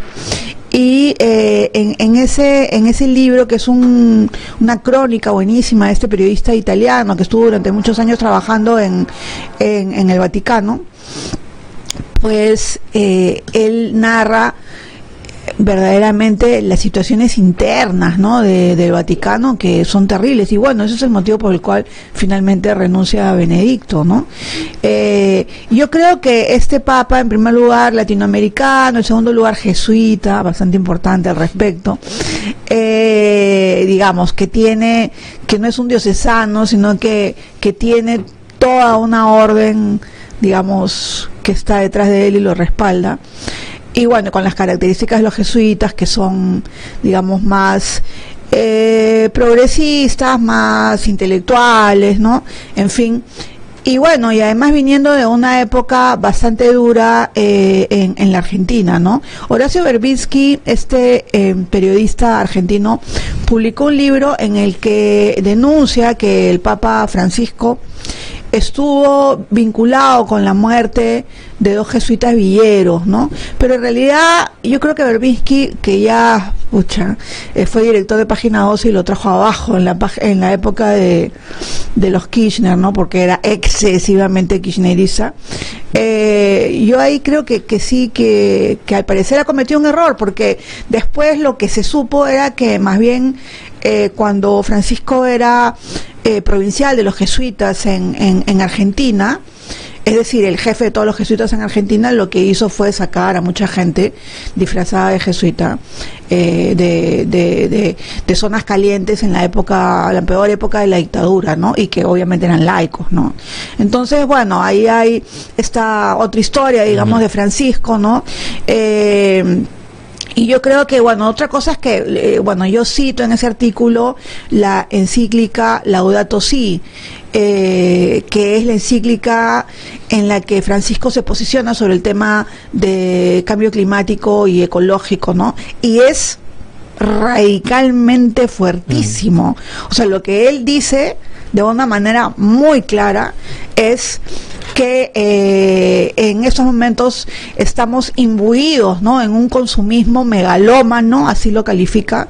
En segundo lugar, que la destrucción del planeta es parte del capitalismo y del avance tecnológico sin ningún tipo de parámetro ético ni moral, ¿no? Entonces a mí lo que dice me parece excelente, ¿no?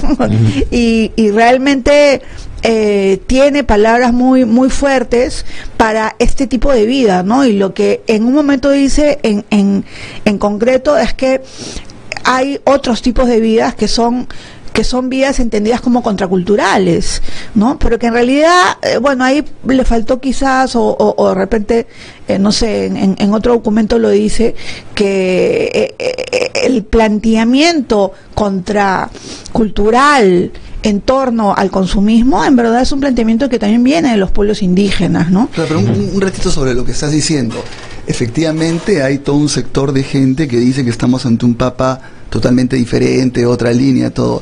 Pero yo, como ahora se escribe mucho sobre el papa a raíz de esta avenida, estaba leyendo también algunos artículos que decían como que era un papa, incluso le decían populista, ¿no? Porque como que decía lo que él creía que la gente quería escuchar, ¿no? Incluso sacan, por ejemplo, contra la ley que se discutió en Argentina sobre el matrimonio de las personas del mismo género, que él dijo que esa lucha era en una especie de lucha de Dios contra ese tema, y permanentemente como que adecuaba su pensamiento a eso, ¿no? Bueno, pero la Iglesia pues es súper conservadora en términos amplios sobre el tema de la equidad de género a todo nivel, y sobre el tema del aborto, que es un tema en que yo discrepo totalmente, ¿no?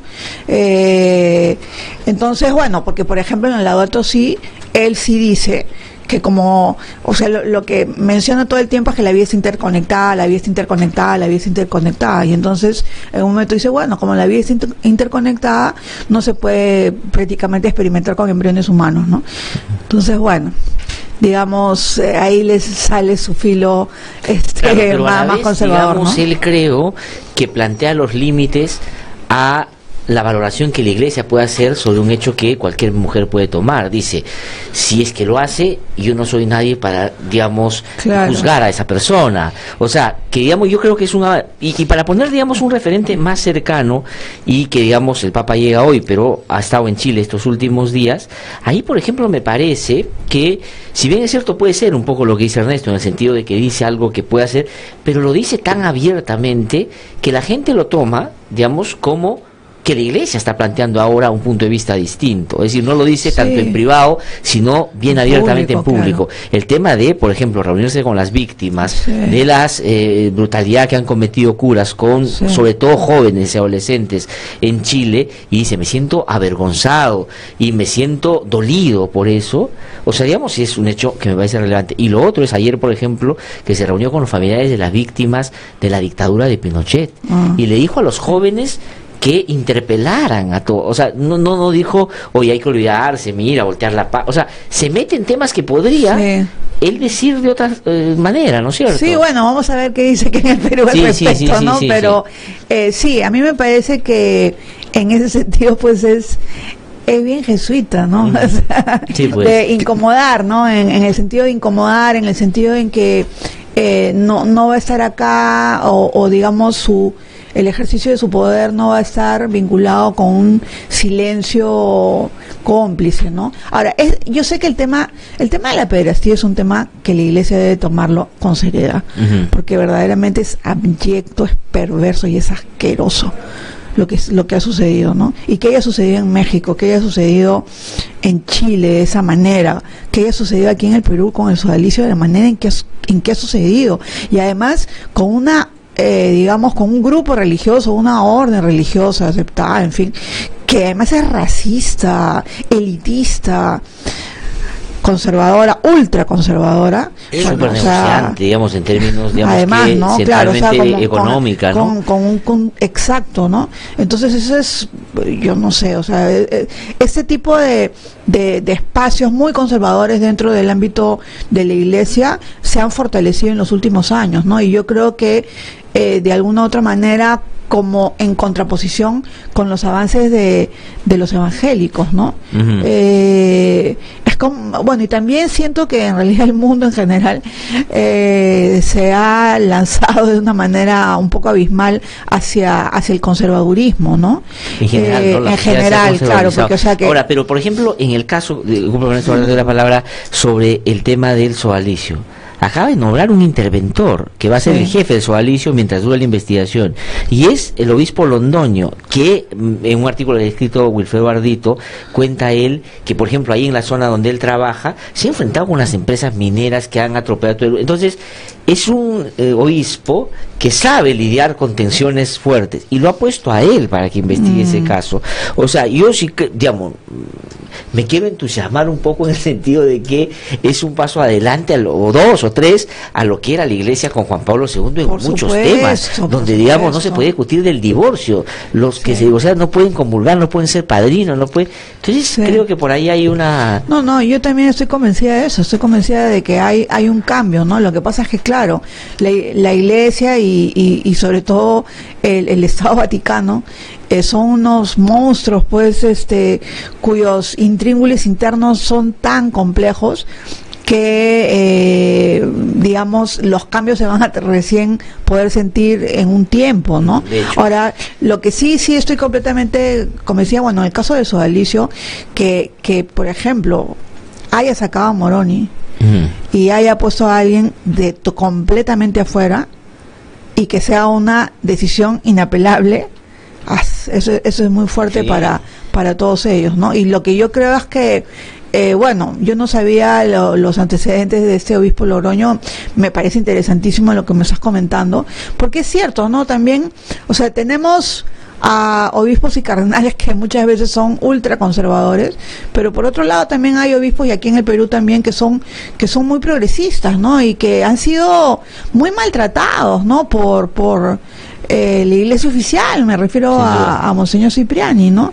Sí. En fin. Bueno, yo estaba viendo acá un artículo muy interesante sobre el Papa que no lo voy a tratar ahora porque justo viene el Papa, pero que hacen un recorrido por su vida donde plantean los pros y contras de este Papa. Pero yo quería, Rocío, plantearte otro tema más general, ¿no? Rocío, muchos sabrán, es una feminista, defensora de derechos humanos, de los pueblos indígenas, del medio ambiente, en fin. Y a la vez, entiendo yo, aunque me señalaba un matiz antes de la entrevista, es una persona católica, creyente, comprometida también con estos temas, con la religión, ¿no? Entonces mi pregunta es, ¿cómo concilias las dos cosas, ¿no? ¿Cómo tu aspecto así tan progresista, tan feminista, con una religión, una iglesia que va contra cosas esenciales que tú crees, ¿no? ¿Cómo puedes conciliar eso? ¿Cómo puedes ser católica aquí y ahora? No lo estoy cuestionando, sino lo que quiero es que tú me lo expliques. A ver, bueno, mira, yo estudié en un colegio de monjas. Las monjas de mi colegio eran bastante progresistas, la verdad. Después hubo una serie de problemas posteriores, pero eran progresistas, no eran muy conservadoras, eran unas monjas alemanas y bueno. Y yo era muy, muy creyente, pero hacia los 13, 14 años me volví, en primer lugar, de izquierda, y lo sigo siendo. Y por eso, y también, o sea, muy lectora de muchos textos en contra de la religión, incluyendo al propio Carlos Marx, ¿no? Entonces, a los 15 años yo era una furibunda atea. Atea absolutamente. Además, mi padre, que era profesor universitario, mi padre ha sido siempre, bueno, digamos, agnóstico, ¿no? O sea, pero casi militantemente agnóstico, ¿no? Entonces yo durante muchos años de mi vida, digamos, he estado bastante alejada de no solamente de lo católico, sino de lo sagrado, ¿no? En términos más amplios, ¿no? Pero bueno, en ciertas circunstancias y muy posteriormente, uno de mis mejores amigos de la universidad, que es historiador, de pronto se metió de cura. Entonces, no sé, yo siempre he sido bastante abierta para, digamos, pensar en las opciones de la gente alrededor mío, ¿no? Y bueno, nuestro amigo nos contó a un grupo pues, que se iba a meter de cura, jesuita, ¿no? Y entonces, por supuesto, que todo el mundo, estás loco, estás mal de la cabeza, no eres gay, en fin, o sea, era porque el mainstream del ámbito universitario es bastante agnóstico, ¿no? Y más bien yo le dije, bueno, mira, compadre, me parece que en realidad tú eres más radical que todos nosotros, porque ser radical no es ser un borrachín poeta, eso es lo que hace todo el mundo, ¿no? O sea, en los 90, digamos, sino ser radical es hacer lo absolutamente contrario de lo que hace todo el mundo, ¿no? Entonces, bueno, como yo era muy cercana de él, lo miré, acompañé un poco en su proceso, y entonces él me presentó a una persona que cambió mi vida verdaderamente, que era Vicente Santuc, el rector de la Universidad Antonio Ruiz de Montoya, que lamentablemente ha muerto ya hace algunos años, ¿no?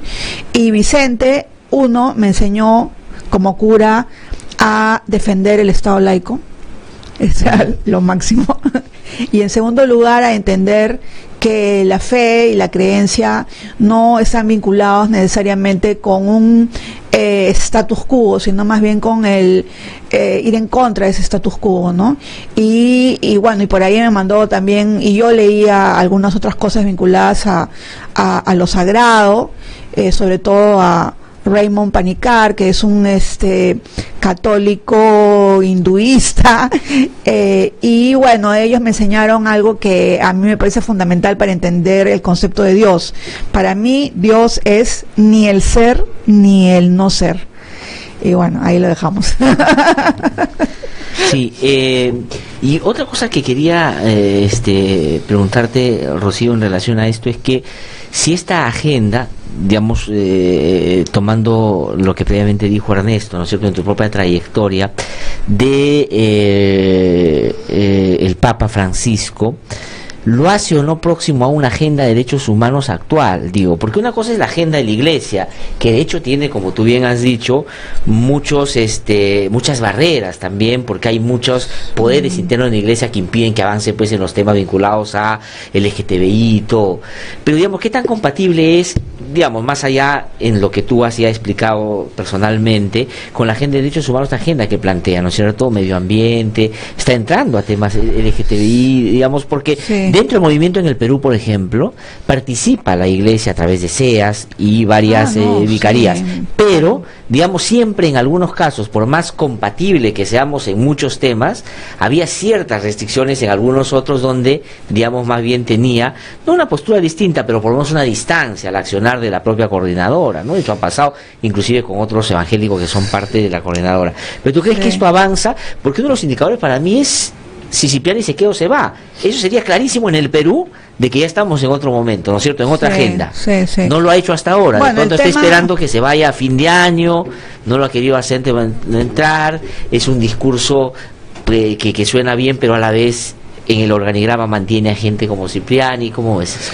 Bueno, sí, claro, definitivamente yo creo que un gran paso sería poner a Cipriani en costado y nombrar no sé, a otra persona más progresista. En el momento inclusive se habló, ¿te acuerdas?, ¿no?, que iban a cambiar a Cipriani, que iba a ser Pedro Barreto pero Pedro Barreto es obispo del centro, ¿no? Entonces, o sea, él tiene una posición también importante dentro de la Iglesia en el Perú. No se olviden, Pedro Barreto es miembro de la conferencia episcopal, y otra cosa también importante e interesante es que la conferencia episcopal ha cobrado mucha más importancia, jerárquicamente, ¿no?, está por encima. Exacto, sí. No, y además Cipriani siempre ha perdido. Sí, es verdad. Porque siempre se ha presentado y nunca ha salido. Pero ¿no?, digamos, pero es el cardenal, ¿no es cierto? Claro. En términos simbólicos sería un cambio importante de cómo. Sí, sería bastante importante, ¿no? Ahora, yo sí creo, creo que los grupos religiosos, incluyendo evangélicos, que están cerca del movimiento de derechos humanos o que forman parte del movimiento de derechos humanos, son muy progresistas, ¿no? Porque, por ejemplo, o sea, nuestros amigos evangélicos de Paz y Esperanza pues son recontra progresistas, ¿no? Claro. O sea, recontra. Sí. Son personas que se han comprado el pleito en zonas bravísimas de Ayacucho, en fin, en la lucha por los derechos humanos, y que están muy cercanos también del tema LGTBI, etcétera, etcétera, ¿no? Entonces, bueno, digamos, yo creo que por ese lado hay una apertura bastante interesante. Personalmente, yo, por ejemplo, conozco a muchas activistas religiosas, e incluso yo formo parte de un grupo que se llama COTEFE, que es un colectivo de teólogas feministas de Perú, que, digamos, varias de ellas trabajan con población trans, ¿no? Por ejemplo, ¿no? Y que tienen una posición, por supuesto, muy crítica del tema de género dentro de la iglesia, ¿no? Pero sí, o sea, hay algunos puntos, bueno, por ejemplo, el asunto, un ejemplo concreto, el asunto de que las mujeres no puedan ser sacerdotes es algo bastante patriarcal, ¿no? Y sobre eso todavía no hay ningún, digamos, avance. Y eso que se han dado avances ya desde hace muchos años en la iglesia luterana y en otras iglesias, ¿no? Porque no habría ningún impedimento, ¿no? Es más, o sea, el diaconado femenino, que es el diaconado que se inicia, digamos, con los apóstoles, fue bastante fuerte, ¿no? Tanto es así que la Biblia ni siquiera ha podido esconderlo, porque cuando se produce la resurrección, el Cristo resucitado se le aparece a las mujeres y no a los varones, ¿no? Eso no lo podía esconder la Biblia, que es hiper recontra machista. Entonces, si no lo podía esconder la Biblia, eso es porque verdaderamente hubo al principio un diaconado femenino importante, ¿no? Que con digamos, con el fortalecimiento del patriarcado y sobre todo con algunos dogmas absurdos, ¿no? Como el dogma de la virginidad de la Virgen y algunas otras tonterías de la iglesia, ¿no? Excomulgar, bueno, digamos, yo tengo mis ideas y las voy a seguir planteando, ¿no? Y eso no implica que yo no respete, digamos, lo sagrado, ¿no? Claro, más allá de lo jerárquico. Que hay una, o sea, no solamente postergación de la mujer, sino normalmente la mujer está en actividades totalmente subordinadas, casi podría ser como la empleada de la iglesia entre sí, comillas. Pero Ernesto, esa es una mirada de, digamos, lo más usual dentro del ámbito jerárquico de la iglesia, pero de verdad que yo conozco a mujeres extraordinarias como Ivonne Guevara y otras teólogas de la liberación, que además de ser mujeres que están muy vinculadas con la teología de la liberación, están muy vinculadas con una teología feminista, y son, o sea, de hecho una de las mujeres más interesantes es Teresa Forcades, esta monja que sigue siendo monja además, o sea, que no quiere dejar de serlo, ¿no? Pero que tiene una posición sumamente interesante, no solamente en torno a temas como el aborto y como el género y la población LGTBI, etcétera, sino también en relación también con el propio cuestionamiento de la historia de la iglesia, ¿no? Ella ha hecho un trabajo casi arqueológico de encontrar como algunos, en todos los campos personas, yo creo que la mujer va abriendo campo y es una lucha contra corriente, esto lo tengo sin lugar a dudas, ¿no? Además en experiencia peruana hay muchísimo. Aprovechando que Rocío está acá, a ver, Gladys, un par de temitas. Rocío también está muy vinculada a la izquierda. Entonces mi pregunta es, ¿cómo ves la división en el Frente Amplio, Tierra, Libertad y Nuevo Perú? ¿Cuál es tu evaluación? ¿Por qué es y cómo crees cuál va a ser el escenario futuro de la izquierda? Bueno, miren, a ver, yo soy militante de base del Frente Amplio. RBC. No me he ido con Nuevo Perú, no me he quedado. Sé que es una posición bastante difícil, pero junto con mis compañeros del FADE, de donde yo milito, de Miraflores, que somos pocos, pero somos, tenemos una, digamos, creo que hay en muchos ámbitos de base del Frente Amplio, incluso por ejemplo en San Juan del Lurigancho, en Villa María del Triunfo y en otros espacios con los que hemos tenido la oportunidad de conversar, incluso en San Miguel, Pueblo Libre, etcétera, hay una posición bastante crítica en relación con la bancada, ¿no? Y en relación con algunas acciones de la bancada. De hecho, en marzo del año pasado, que hubo una asamblea del Frente Amplio Metropolitano, hubo toda una serie de posiciones muy críticas, muy fuertes en relación con estas situaciones. ¿Por qué? Porque yo creo que la militancia de base, no sé, percibe que estas discusiones entre estos dos grupos parlamentarios son pues discusiones en las alturas, ¿no? Eso lo hemos dicho muchas veces, ¿no? Y que nosotros desde las bajuras lo que queremos es más bien un diálogo fraterno, ¿no? Y sí, yo soy una de las personas que sí cree que los grupos de izquierda, bueno, en todo caso, si no unirse, por lo menos conversar, ¿no? Porque acá hay una posición y debería haber una posición y un frente en relación con un enemigo común, que es lo que nos está sucediendo en nuestro país. En primer lugar, la corrupción, pero la corrupción, a mi entender, está muy vinculada con el sistema, y el sistema es un capitalismo extractivista que no cree en nadie y que por lo tanto salta demasiadas vallas y que está no solamente depredando al Perú, ¿no? Sino también destruyendo los derechos de las propias comunidades cercanas a los grandes proyectos extractivos o a las grandes hidroeléctricas, y además no solo eso, sino también que está destruyendo el tejido social con una especie de pensamiento guía, por decirlo de alguna manera, que es un consumismo espantoso y un emprendedurismo negativo, porque si bien el emprendimiento es algo positivo dentro del ámbito de los negocios y de las empresas, considerar que lo que tú tienes que hacer es simplemente meterle codazo al del costado porque tienes que salir adelante es algo que a mí me parece brutal, ¿no? Entonces yo sí creo que hay que pensar en otro tipo de forma de encuentro entre los peruanos que no puede basarse en el egoísmo capitalista, ¿no? Y bueno, y creo que eso es lo que han olvidado los dirigentes de nuestras bancadas, ¿no? Ahora, y en esa misma línea, pero ¿hacia dónde va a caminar eso? Porque, digamos, las discusiones no son, diría yo, tan a largo plazo.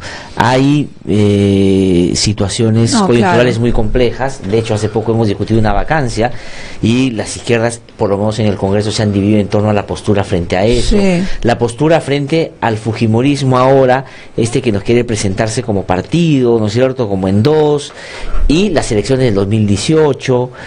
Y hay una cosa muy apremiante en la que tienen que decidir de qué lado se ponen. Es que el gran problema es son precisamente o sea, que los partidos de izquierda estén pensando a tan corto plazo. Eso es lo que yo creo, ¿no? Y además están desesperados no sé, yo siento que hay una cierta desesperación. O sea, por ejemplo, ayer se supone que llegaba, pues no sé, un gran contingente de todo el Perú a Lima con Verónica y con Gregorio Santos y con Vladimiro Cerrón, y bueno, no sé, pues, o sea, el contingente debe haber sido un contingente pequeñito porque no ha no ha sido visto, ¿no?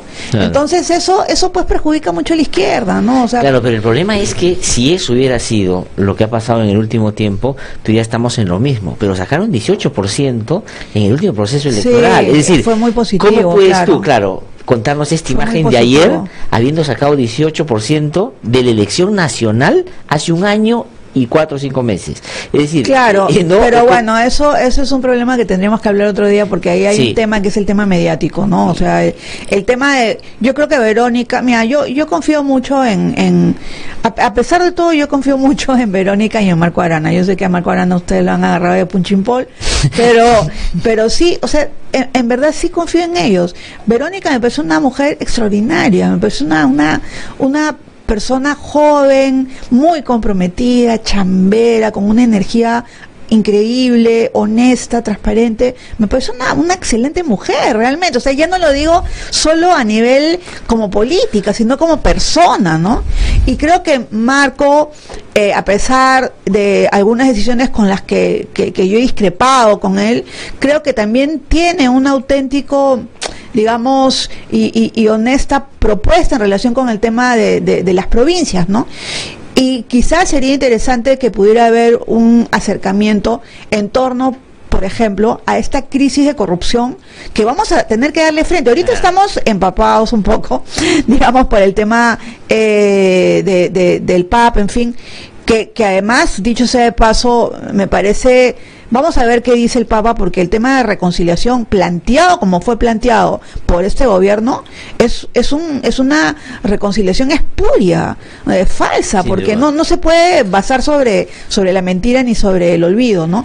Pero más allá de este momento específico, creo que después de que el Papa se retire de nuestros pagos, va a venir todo lo que es el tema de corrupción, porque vamos a tener ya lo de Barata, vamos a tener, en fin, lo de los fiscales, etcétera, etcétera, etcétera, y entonces vamos a tener que hacerle frente a eso, y frente a eso, la izquierda debería tener una posición clara, y una posición clara es no a la corrupción, y única, exacto. Pero es irreconciliable, ¿tú crees? Frente Amplio, no, Perú. En este momento, yo creo que en este momento es más difícil, pero es más difícil, ¿por qué? Porque también encuentro que hay una serie de caudillitos a un lado y al otro, de verdad, que están jalando agua para su molino, que son además molinos muy complejos porque son muy locales, son y lo que hacen son molinillos son molinillos, pero que hacen aire. Pero claro, porque además otra cosa es que lo que hacen es utilizar las cámaras y utilizar el espacio limeño para conseguir favorecimiento en sus espacios locales, y eso a mí me parece terrible, pues, ¿no? yo creo y le hace mucho daño a la izquierda. Rocío, muchísimas gracias por haber venido a conversar con nosotros. Bueno, no, sí, sin duda. Rocío Silva Santillán ha conversado con nosotros. Vamos a una pausa muy breve. Carlito Diacún, el productor, me está mirando mal hace rato. Tengo que ir a un corte y regresamos a un instante aquí en No hay Derecho. Para estar siempre informado de lo que sucede en lo político, en lo social. Para escuchar voces independientes y no siempre lo mismo. Para saber de lo que nadie se atreve a denunciar. www.idlradio.pe. Con análisis de verdad. www.idlradio.pe. Es la renovada página web a la que usted debe ingresar. Información, análisis y debate. www.idlradio.pe. Es una producción del Instituto de Defensa Legal. RBC 104.7. La otra forma de vivir.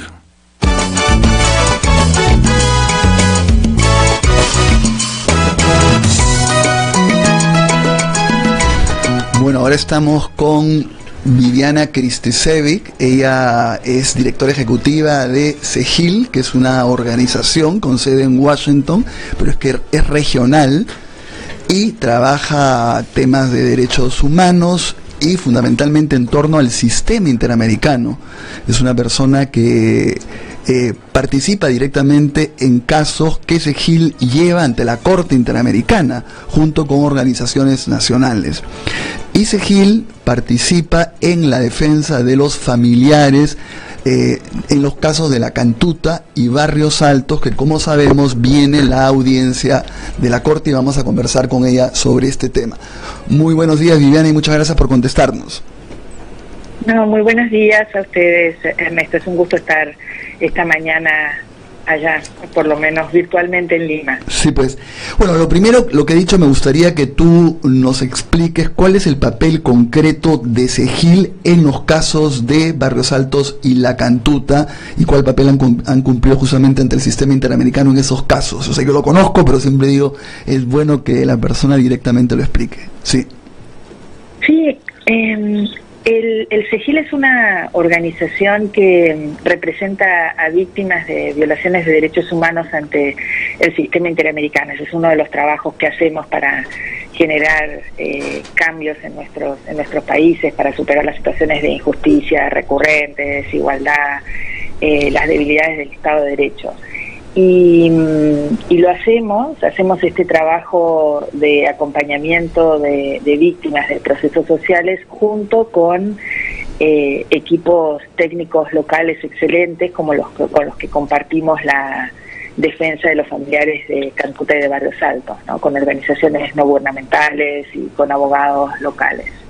En este caso venimos acompañando algunos de estos temas en Perú desde mediados de los 90, y perfecto. No solo acompañamos familiares en temas que están vinculados con graves violaciones a derechos humanos cometidas durante el gobierno de Fujimori, sino hemos trabajado en distintos países de América Latina desde principios de los 90, cuando fuimos fundados, para enfrentar la impunidad sistemática que fue la respuesta. Claro, Viviana, sí. De los países, ¿no? Ahora, Viviana, evidentemente los representantes del Estado van a ir a esta audiencia de la Corte Interamericana y van a tratar de demostrar que el indulto es una atribución del presidente de la República y que da un indulto humanitario dadas las características de salud que tiene el expresidente, el condenado a 25 años Fujimori. ¿Cuál crees que debe ser la estrategia frente a eso? Es decir, ellos van a seguro decir, acá está la Constitución, estos son los certificados médicos que demuestran que hay una gravedad. ¿Por dónde va a ir la posición de la defensa de las víctimas, o por dónde crees tú que debe ser el foco?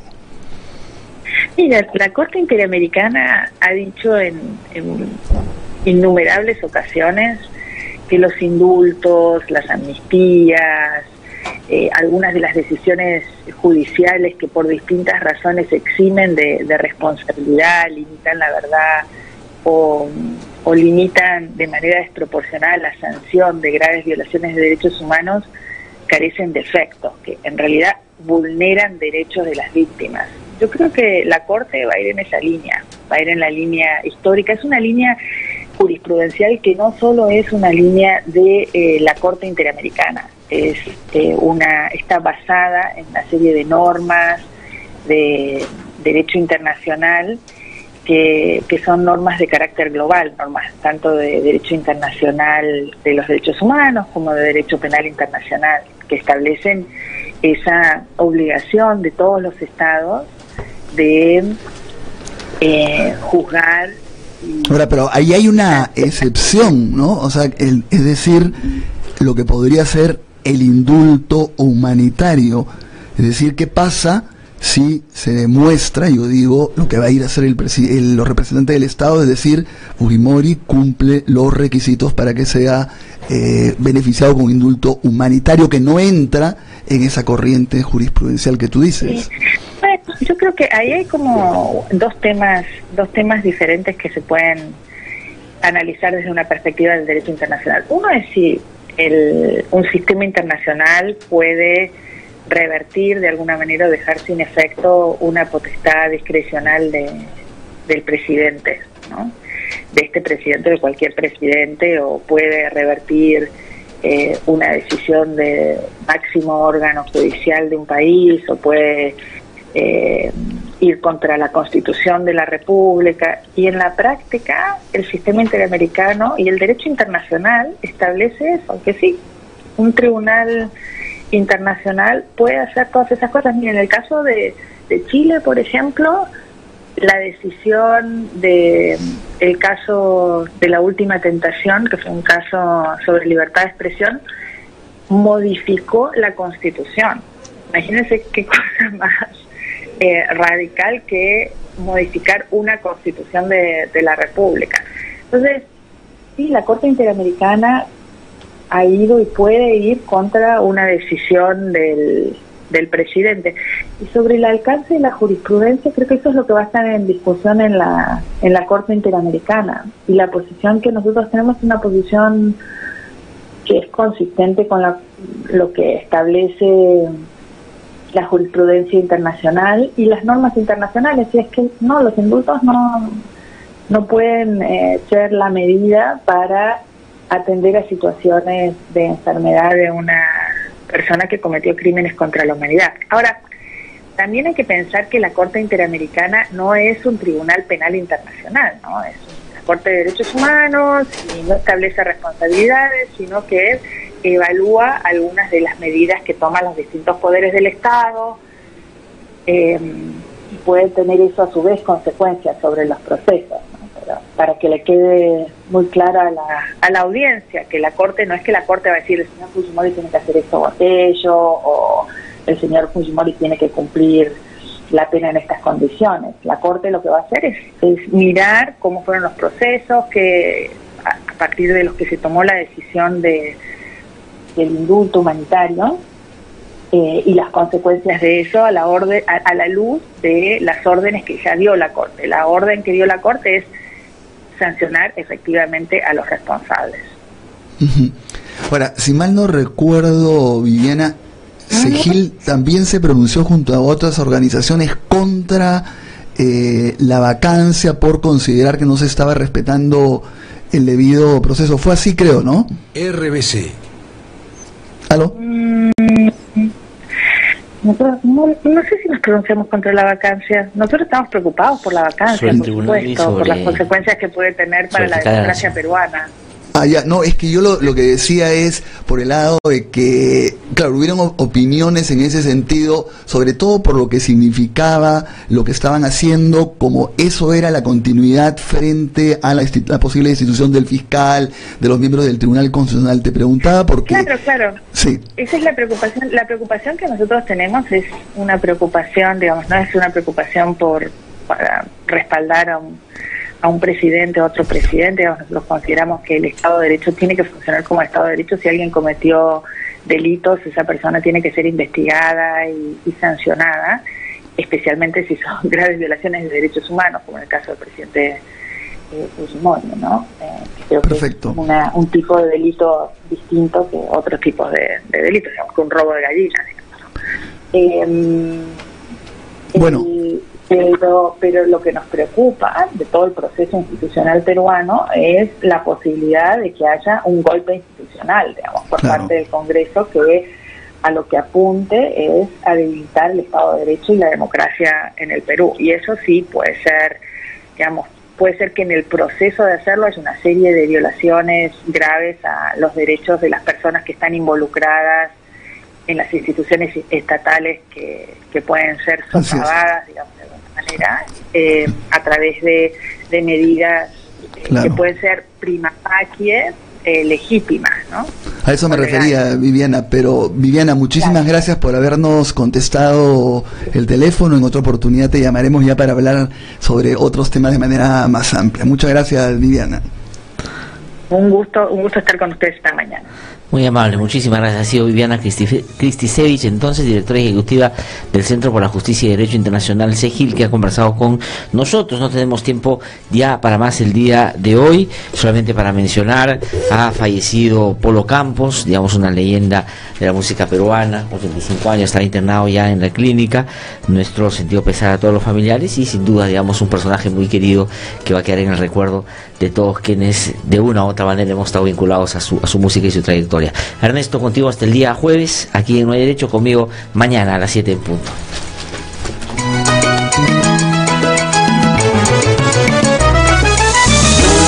No hay derecho, no.